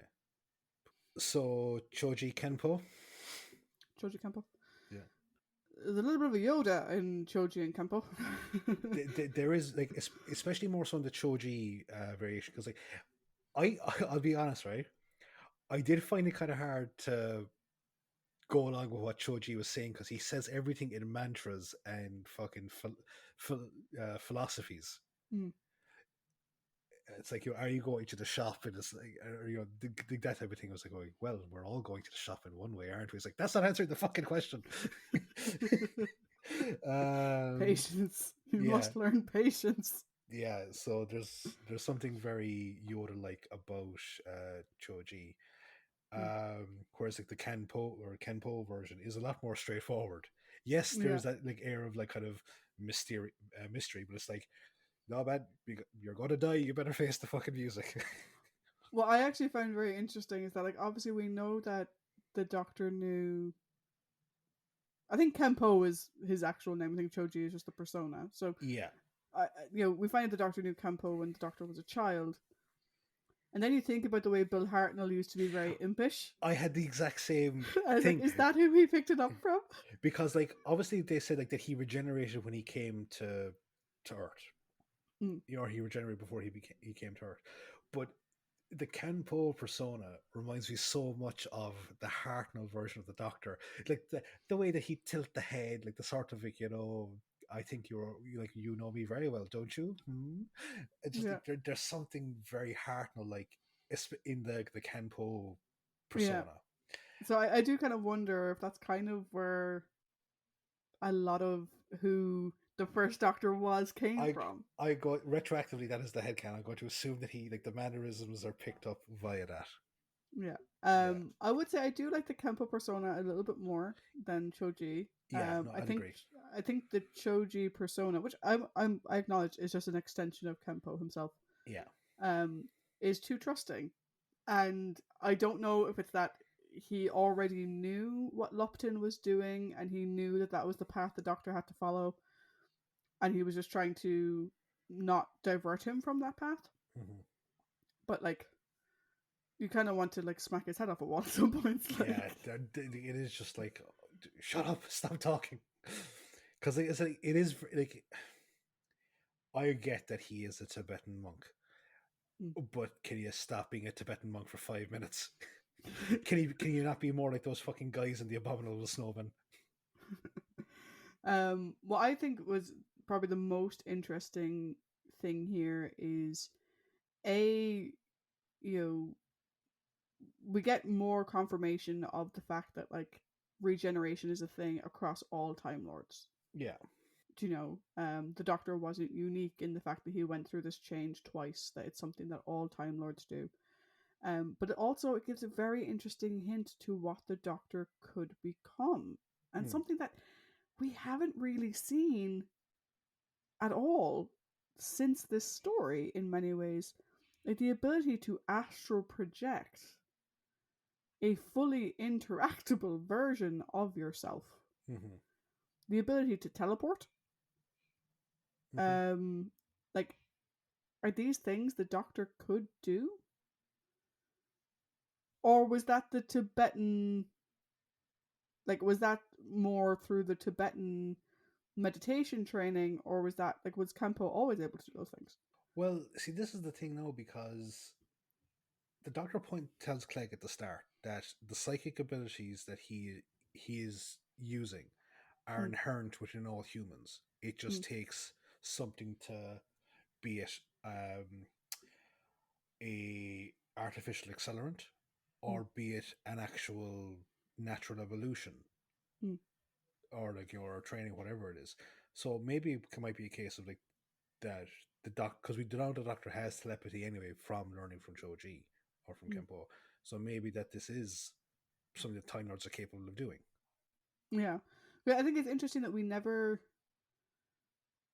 to my knowledge, no other Doctor ever sort of mentions this. We never see this type of thing again, and maybe it is the fact that Campo, you know, secluded himself not only from Time Lord society, but kind of from society in general, and focused on meditation and focused on oneself rather than focusing on the external. There is something similar in terms of a projection or Mm, or persona of a mm, Time Lord being coexistent with current form. their current Mm, form. But that's explored later on, and it's not done to the exact same way. It's not really properly explained. mm. I don't know. And I love Campo as a character. I like Campo more than Choji. yeah, I'm the same. And yes, I know they're the same person, but like I like Campo more. Um, just because he's like this granddad sort of sitting there going, "And what are you gonna do? I'm gonna return the thing I took." Like, Yeah. oh, you borrowed it, did you? You borrowed it. You found it. Stole might be a Well, bit more the fact accurate. that he literally says like, "At least I didn't steal a TARDIS." Like, Yeah. he just goes out and steals He it. just calls him naughty as well. Like that's Yeah, it's so good. Like it's so fantastic. so now the villains. So we have Lupton and Barnes, and then we have the spiders, of which there is Lupton's spider, the Spider Queen, and the Great One. Yeah. So I wouldn't really count Barnes as a villain. Barnes is an unusual character to me because what are his motivations? Barnes says himself that he came to the monastery to find peace of mind. Hmm. And he clearly got caught up with Lupton and Lupton's group. Like, Barnes doesn't want power. He wanted to find a higher purpose for himself, maybe, or something. Because he clearly doesn't agree with what Lupton is doing. Particularly once the spiders get involved. He wants nothing to do with it. But like, but before that, like before the spiders get involved, because clearly he knows that stuff is wrong before the spiders do anything. Mm. But why join up with Lupton? Like, why stay with Lupton? I think he stays with Lupton because maybe he cares about him. He's his friend. Do you know? Better that he knows what Lupton is doing than he doesn't. Do you know? But also, like, the way I sort of see it is that Barnes is looking for power in terms of power over oneself. Hmm. And he thinks what Lupton is doing is a way to get that. Do you know? Yeah. Like, he's looking to unlock this greater power within himself Hmm. for himself, for his own peace of mind. And he says it himself, like he didn't come there to take over the world. He came there for peace of mind. Yeah. And I think that's true. I think that's true even to the end. I mean, the Barnes that we see attacking Tommy, that's not Barnes. That's the That's the spider. spider controlling him. Yeah. So I wouldn't necessarily count Barnes as a villain. I think he'd maybe be a prominent character in my book. Yeah. At most, I would say he's a henchman who doesn't really understand what he's doing. Yeah. Like, that's it. It's just like I was watching it and I was kind of going like, where is your motivation to stay? What is your motivation to get involved in the first place, and what is your motivation to stay in the group after you realize that Lupton is a bit tapped? Like, and Mm. if you are concerned for him, go to Choji or go to Kanpo and say, look, there's something going on with him. Mm. Yeah, I So, don't know. I think yeah, Barnes is a bit probably character, yeah, weak-willed. yeah. You know, I think probably, um, yeah. See, that's the thing. Like with the weak willness is like, I'm not sure if he's someone that I want to try, like coaxing to my side. You know, if is he worth the effort of trying to win away from Lupton? yeah, but also like would like I think that one of the reasons why he wouldn't turn against Lupton is this idea of like, but what if him turning Lupton in ended badly and Lupton won, and Hmm. now he's on the other side. Do you know? Yeah, And Lupton is going to come after him. possibly. Yeah, like yeah, but I'd say probably character more so. Yeah, now that we've had this talk, Mm. but Lupton, definite villain anyway. Oh yeah, power hungry moron. More on in the sense of like not being fully aware of like what is very evident around him. Yeah. You were Yeah, going to say something? I was like, I don't know about you, right? But like we've said before, that we're both fans to like you probably to a greater extent than I am, Mm. fans of the human component of the villain side of the equation, Mm. right? Oh, I don't know about you, but for me, as the story went on, Lupton just really started to fucking annoy me. Uh, Yeah, like Lupton is one of those human villains where Lupton controlled by the spider is more interesting than Lupton himself. yeah, because like, all right, I get your motivation. You're fucked off that you were let go, you know. Yeah. Um, And you want power to show all those people that you're better than they thought you were and yeah, whatever. but like, there's we've talked before about like we talked at length about how Iron Grant was a great villain because he Mm. was a charismatic fucker. You know, he was Yeah. psychotic, but he was also charismatic. With Lupton, there's no layers. No. It's just all ego. And as it goes on, and like it's his like fucking his own like entitlement and stupidity at as the story goes, especially when he gets to Metebelis tree, it's like, can someone please just shut him up? Kill him Why did he assume he could order the guards around? because he was chosen by the spider, because as far as we know that the Yeah, guard, but they're the personal guard of the queen. yeah, It's like, what made you think you could tell them what to do? I don't know, like Um, he is an idiot. He's an yeah. egotistical idiot. I think as well, like maybe next time try to be less suspicious and not hint out loud that you tried to kill them. Hmm.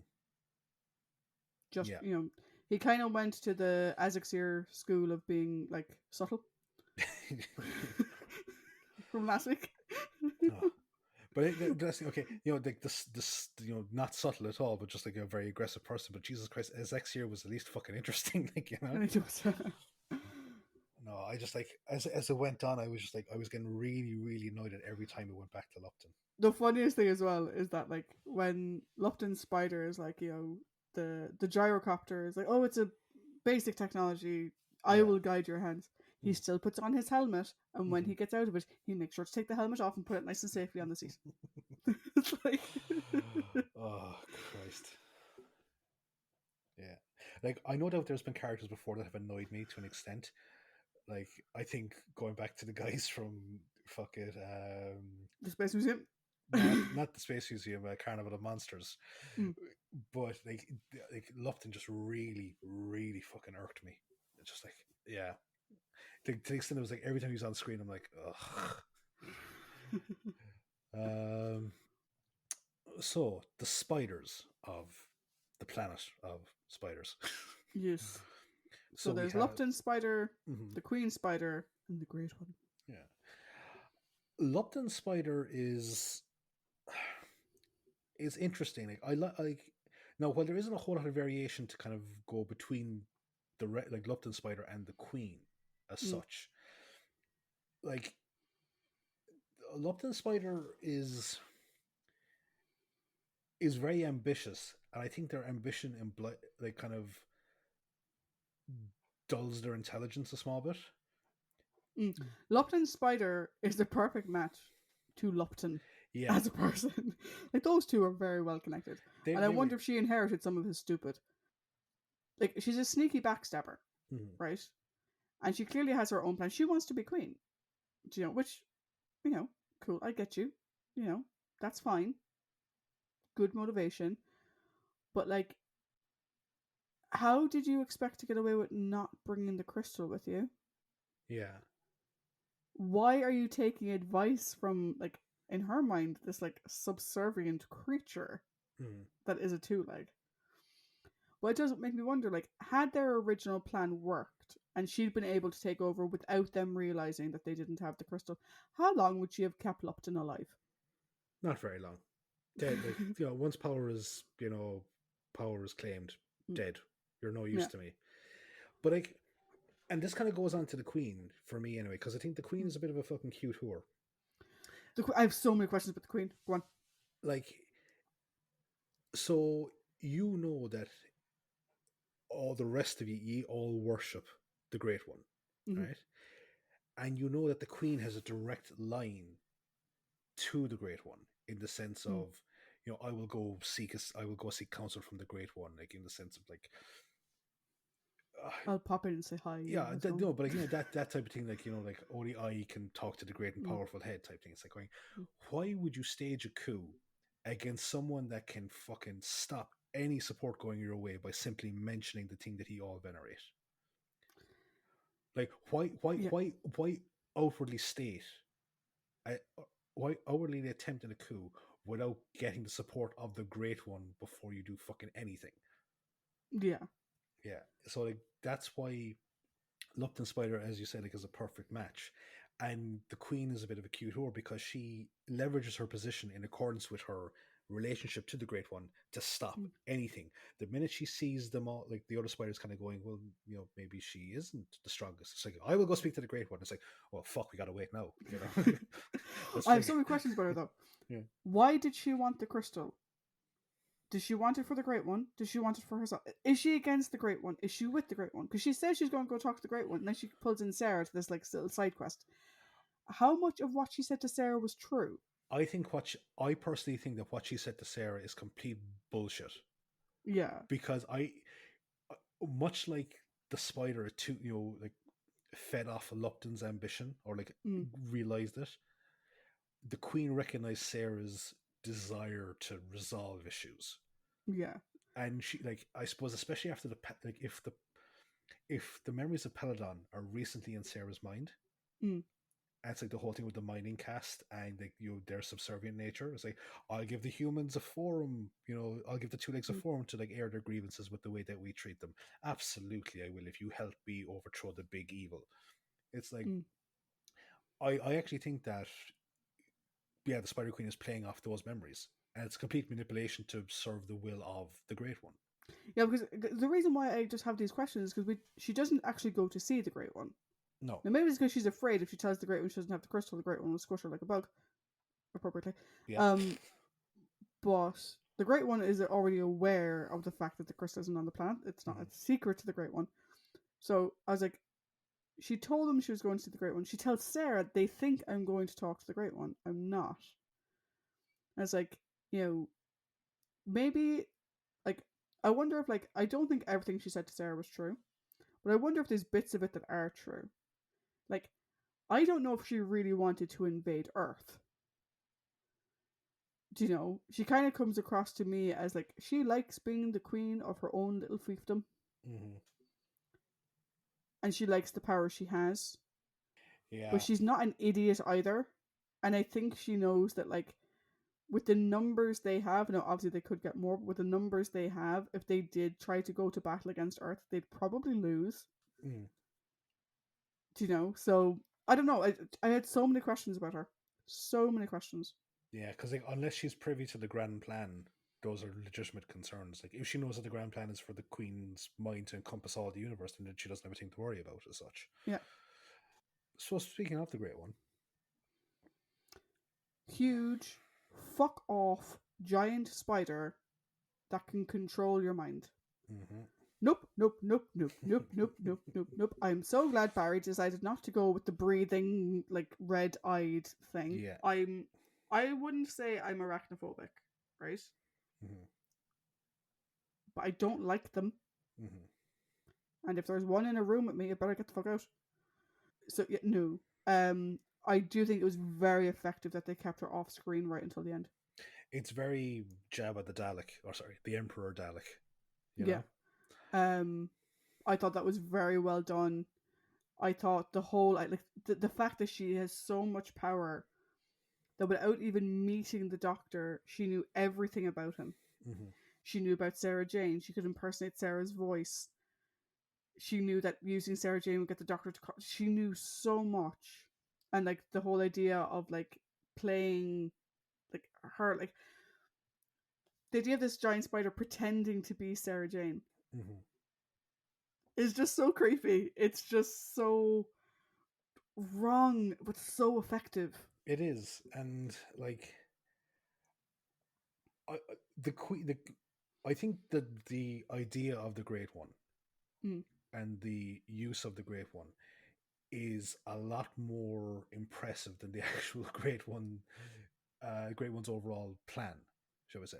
Mm. Because, like as you say, like keeping her off screen until the end, fucking brilliant. Because it has this impending sense of dread. Mm. It's almost like why I think personally the Emperor Strikes Back, the original version, works better than the updated version, because we don't get a proper view of the Emperor until we actually see him in Jedi, and it's way more fucking scary then, you know. But like, so keeping him off screen until the end, it's like just fucking masterstroke. Showcasing the abilities before you see the scope of the thing, again, fantastic. If they're this fucking powerful off screen, Christ Almighty, what do they look like? That being said, because you have the biggest brain, doesn't mean that you're de facto the smartest person in the room. The doctor pointed out to you, like the doctor, who you know is a very intelligent person and is a fucking very capable scientist. He is warning you about the dangers in your plan. Now, is it a case of ego matches the size of brain? I don't know. Or is it that you think you can handle this? Or is like a dying man trying to fucking convince you to? That might be it. Like she kind of said, like, you're dying, like, you know, but I would allow you to witness my triumph. So I think hoisted by your own petard is like the best way to describe how that went, because it actually kind of reminds me in a very, very loose way, right? I don't think you've read it. The original Infinity War comic with Thanos, where Thanos essentially becomes one with the universe. And the reason why he loses is because he doubts his capability of owning the power that he has taken. That it's not because they're able to fucking physically best him. It's like it's his doubt. His doubt in his ability to control the power is what fucking ends up being it. So like, I think there's an element of like, you know, this trying to be all encompassing of the universe to that plan. And if you had just paid attention to like what the doctor was saying, you could have actually succeeded in that. Yeah, like I agree with all that, but I see that as just making the character more interesting. I don't see it as a negative for the character. I see it as making the character more interesting, because like the thing that I find interesting is that the doctor sort of explains it in scientific terms. And the thing about the Great One is that spider has been in that cave for hundreds of years. Yeah. And while she may know a lot about the crystals, I don't think she knows a whole lot about technology. And I don't think she knows a whole lot about how, like, you know, feedback loops work. So I think to your point, I think it's a case of like ego the size of brain very big, not very broad.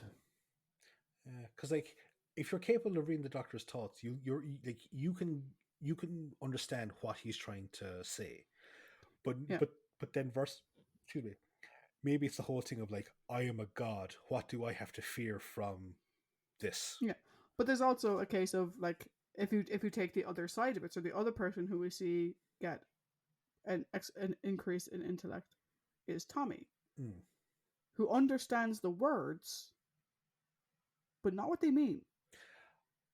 That's actually a very good point. So like, the Great One hears the words the doctor is saying, knows that those are the thoughts that are in his mind, but doesn't understand really what that means. Like, he's saying a feedback loop and it'll destroy me, but like, what the hell is a feedback loop? He's dying. He's just trying to save himself. Yeah, no, I didn't think the mirroring of Tommy, and that's actually a good point. But yeah, overall very effective though, I think. Yeah, and I think we can both agree that the breathable bladder and the red eyes, we're glad it's not there. Hugely, and I think we can both agree that it definitely joins the Great One definitely joins the pantheon of good or interesting villains that the Doctor is not able to overcome. And scary as balls, giant spider. Yep. Aragog, Shelob, the Great One. Yep. Absolutely.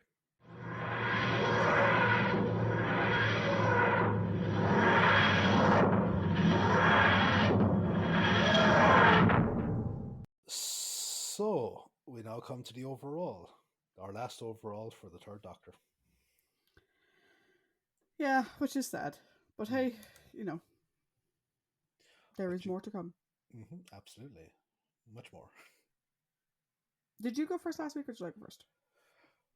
I think you went first last week. Okay, you go first. So. Okay. So we've come to the end of the road, and I'm going to say, unfortunately, it doesn't hit home as well as I would have hoped it would have. Mm. For me, and like because I was going back through the regeneration stories, and I made the point that the other regeneration stories were very unique in Mm-hmm. the sense of like there was no impendingness to it. It was just a fantastic, like a really really good story the whole way along. So that kind of stuff. As a regeneration arc, I Mm. really enjoy it. It's really really good. Okay, Mm-hmm. because like the performances by John, Sarah Jane, John Kane as Tommy, Nick Courtney, the guys, Kevin Lindsay, and the guy playing Campo, they're all really, really good. Like the Mm. performances, I cannot fault, and that's what really got me into it. The story itself, though, it it just seemed a bit. I kind of get where Robert Sloman came from the whole thing. He was like, I'm burnt out of ideas, because it's this weird hodgepodge of psychic capabilities, giant spiders, Buddhism, mysticism, all kind of really weird fucking slammed together. Mm. And it's all. I think it's been all the entire problem I've always had with Planet of the Spiders, in the sense of how do you go from like the start, which is Tibetan oming or Tibetan Mm. chanting, all the way to sucking giant fucking psychic spiders. It's just a weird. It's a weird, really maybe convoluted is the wrong word. It's just a kind of a weird cluster of a mix for me. Um, like also like I think the chase sequence, as fun as it was for John, as for me viewing it, it's a bit Mm. gratuitous because it eats up half an episode. It's 12 minutes long, Yeah. and the payoff for it is kind of meh because it's just Lupton disappears. There's no threat for the Doctor. Like it's not like Mm. the boat is about to slam into a wall and he has to dive out of the way. Because we've seen some other really good chase cliffhangers like Ambassadors of Death, where Mm. Liz, has to flee and she goes nearly over into the Mm. river. We've watched some really shit chases, like the Day of the Daleks with the scooter. Oh Christ, yeah, that was a really bad one. Like, this one's kind of in the middle, shall we say, right? So it's weird in the sense of like the Doctor's story in it, Mm. and Sarah, the people that it affects, like Sarah Jane, the Bray, Campo, Choji, Tommy. I like that. The actual plot to the story, I'm not really engaged in. I don't. I'm not a big fan of it. Okay. So initially, I had it down as a 2. I have, Jesus. yeah. Because again, like it was just like I was enjoying this. I was enjoying John and Sarah Jane. I was enjoying that aspect of it. But the actual overall plot, I don't like it. Mm. It just kind of bores me. Okay. But a 2 is, it's not fair to the guys. It's not Mm. fair to the performances. So I have bumped it to a 3.5 based off the fact of the performances really, really. If I to do a skim watch, I'll skim watch the actual arc parts of the character. Mm. You know. So yeah, it's a 3.5 out of 5. Okay. When you said 2, I was like, Jesus, that's lower than Death of the Daleks. Yeah, it was. But I was like, but see, And that was Carnival of Monsters. yeah. I was like, it's just like every time the plot got in the way, like every time the plot happened, I felt like it was Mm. getting in the way of my enjoyment of the actual John's performance, because I wanted to see the arc of the character facing, like trying to save everyone by facing his own death, which Mm. is great. It's such a Doctor thing to do, but everything else feels like it's sidetracking from that. So that's it for me. Mm. So, just for FYI, so that brings your average for season 11 to a 4.0. That's a respectable score, I think. Yeah. My average is currently 3.94, so let's see what my average goes to. Okay. So, I actually really liked it. All right. I always remembered this story because the fucking chase scene, which is not as long as I thought. I thought it was an entire episode. Mm. It's not that long. It's just half of it. It's still ridiculously wrong though. So that's going to lead me into the things that I don't like, right? Which I'll cover first. Yeah. I get what Barry wanted to do. Let John play, but Jesus fucking Christ. Since when do we have a gyrocopter? Since when does the Whomobile fly? Like, there's pandering to John's whims, and there's wasting time and budget that could have been better spent elsewhere. All that I was missing was that, like, after they got off the boats, they found a donkey derby, and they were just fucking chasing after each other. Yeah, like, he needs to start on a bicycle, and then he goes to the Bessie, and then he goes to the gyrocopter, and then he goes. It was way too much. I will say as well, our unit regulars were great. Yeah. Mike, I only wanted to punch him once, so kudos to Mike. Tommy was fucking phenomenal. I think that performance was brilliant. Choji was good. A couple of moments where you're like, okay, little bit racist there, Kevin. And Campo was good. Yeah. The rest of them, though, I thought were quite lacking. Particularly the people of Metebelis. It's very wooden by all of them. It's very, like we have said before, there are people who will take the most bonkers bullshit written in a Doctor Who script and make it believable. And there are people who turn up and they do it like it's a Saturday afternoon play for children, where it's so wooden, it's ridiculous. Actually, yeah, that's like the scenes on Metebelis 3 came across like a play. Yeah. So that bothered me. Now there was still some interesting stuff with those characters. Like we didn't discuss them. Like Arak, I think, is a very interesting character. You can see why his people follow him. Tuar is also really interesting because he's the hothead, but unlike the hotheads we've seen in recent stories, he has a lot of heart. And he doesn't turn against his brother. And Sabor is just weird. He's this great dad, and I cannot but laugh. It's how calm he is, just lying there being like, oh no, we're going to die, by the way. They're going to eat us. There's no point in struggling. So let's just enjoy the rest, shall we? It's like the people of denial in Eric the Viking. Their city is sinking. They're literally on the last building. They're like, no, we're perfectly fine. Yeah. Like I think those characters were actually interesting. I just think that a lot of and particularly the performance of Sabor's wife, was particularly difficult to get through.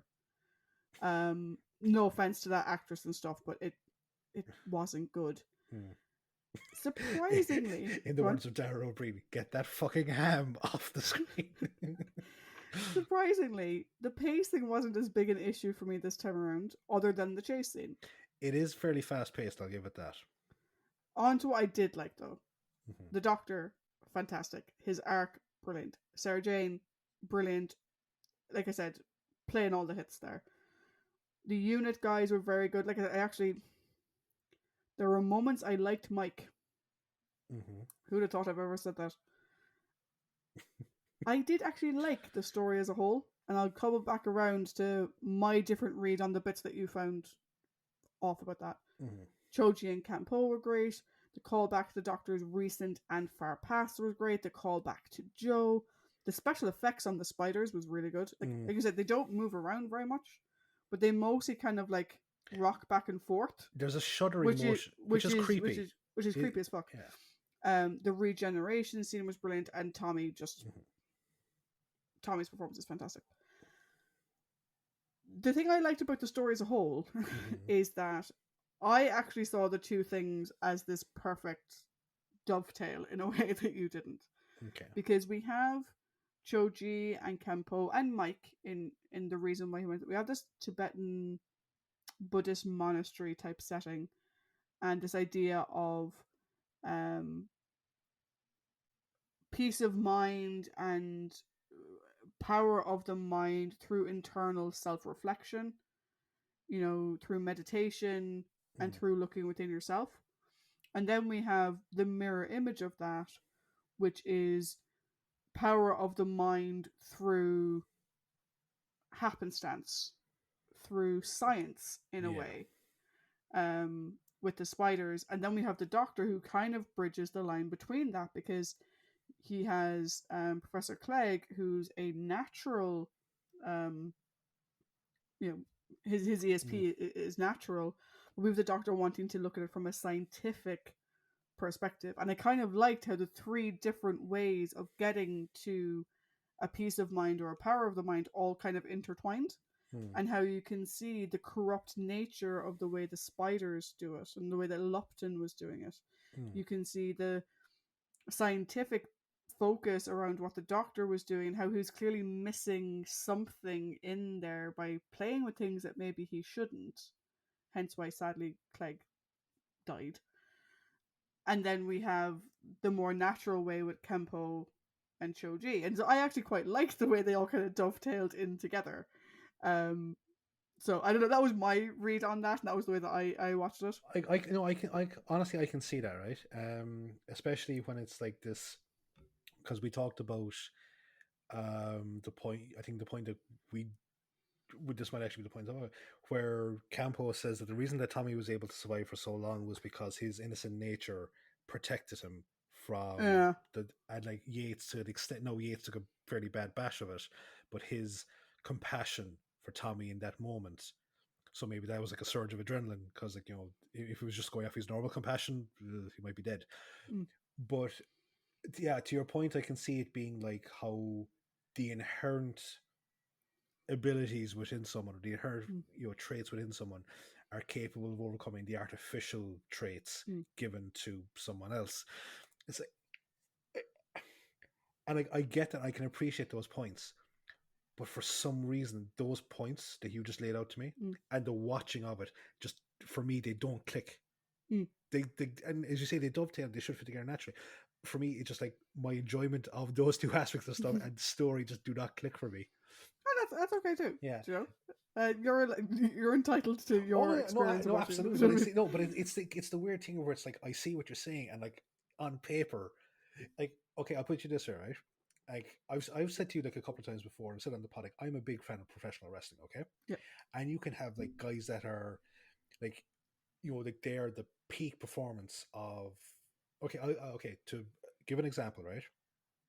There was a match between two guys that worked in New Japan Pro Wrestling, and it was phenomenal, absolutely amazing. Then they both moved to WWE, and they were put together into a similar match, and everyone was really hyped for it, and it just it fizzled. They had the same chemistry, but for whatever reason, it didn't ignite. It just didn't pick up the paces that it should have been. That to me is kind of like this, like where it is something that on paper I should like, but for whatever reason, it just didn't click. You did remind me of the bit I wanted to talk about, with Mike and Tommy. Yeah. Campo, I love you. Your reasoning for how they survived that electrical charge is a load of bullshit. Tommy being able to survive because he looked into the crystal is a good enough reason. Yeah. You're telling me that the people on Metebelis, the children that were slaughtered in this other village that we heard mention of, weren't innocent? That there was no selflessness in those people, to the point where, like, no one can believe that the Doctor's even going to live because he was hit by a bolt. Yeah. It is a death sentence to be hit by one of them. So, I love you, Kempo. I call fucking bullshit on that reason. Yeah. The reason is Tommy looked into the crystal that gave him increased mental powers. Made him a bit resistant in the same way the Doctor was, except the Doctor hadn't been ignited in the same way Tommy had been. And Mike lived because you didn't want to kill him off. Yeah. Because when you have an earlier scene where you describe about how the Eight Legs slaughtered a people, and yeah, you could say like, oh, maybe they killed them with swords, or maybe you killed them whatever, but we've seen that their weapon of choice is this electrical power. Or a stun baton made out of the actual crystal. Yeah. So you're telling me that no one has ever survived it but innocence and selflessness will save you. Yeah, like there is something. Someone made a comment recently on a like I want like someone made a comment recently in relation to that about current events in the world, Mm. and they used like the I suppose the analogy of like, oh well, no one is truly innocent, and a lot of people were like, fuck that. That is Yeah. the There are height. plenty of people out there who are. That is the height of bullshit. So like to say that people are suffering because they go they're not inherently innocent, fuck that. That's Mhm. that's bullshit. Yeah. So yeah, like oh yeah, no, that is a point. Like yeah, I'm not a fan of that. I don't Yeah. like that. So overall, as a regeneration story, I thought it was great. As a story as a whole, I thought it was great as well. The three big kickers for me are that fucking chase scene went on way too long. The acting of particularly the Metebelis Mm, cast, like the spiders were great as well. The spider voices were mm, fantastic, but particularly the Metebelis cast and some of the other guys at the monastery weren't great. yeah. And that comment by Campo, Mm, each of those lost a quarter of a point for me. no. So it brought down to 4.25. Mm. So that would bring my average for the season Da, da, to da. a 4.0. The average is just 4.0. So the other was I gave Death of the Daleks a slightly higher. I gave it a 2.5, and you gave it a 2. Mm, So that yeah. that mitigates everything out. And then I gave Monster of Peladon a slightly lower, and so it all balances out in the end. So yeah, Yeah. an average of a 4.0, Mm. which, not the highest average we've seen, certainly far from the lowest. And it means that John had 3 seasons of John's 5 have an average of 4 or above, Nice. That's which good. is very good. It is Kudos very to John. good. Well done, John.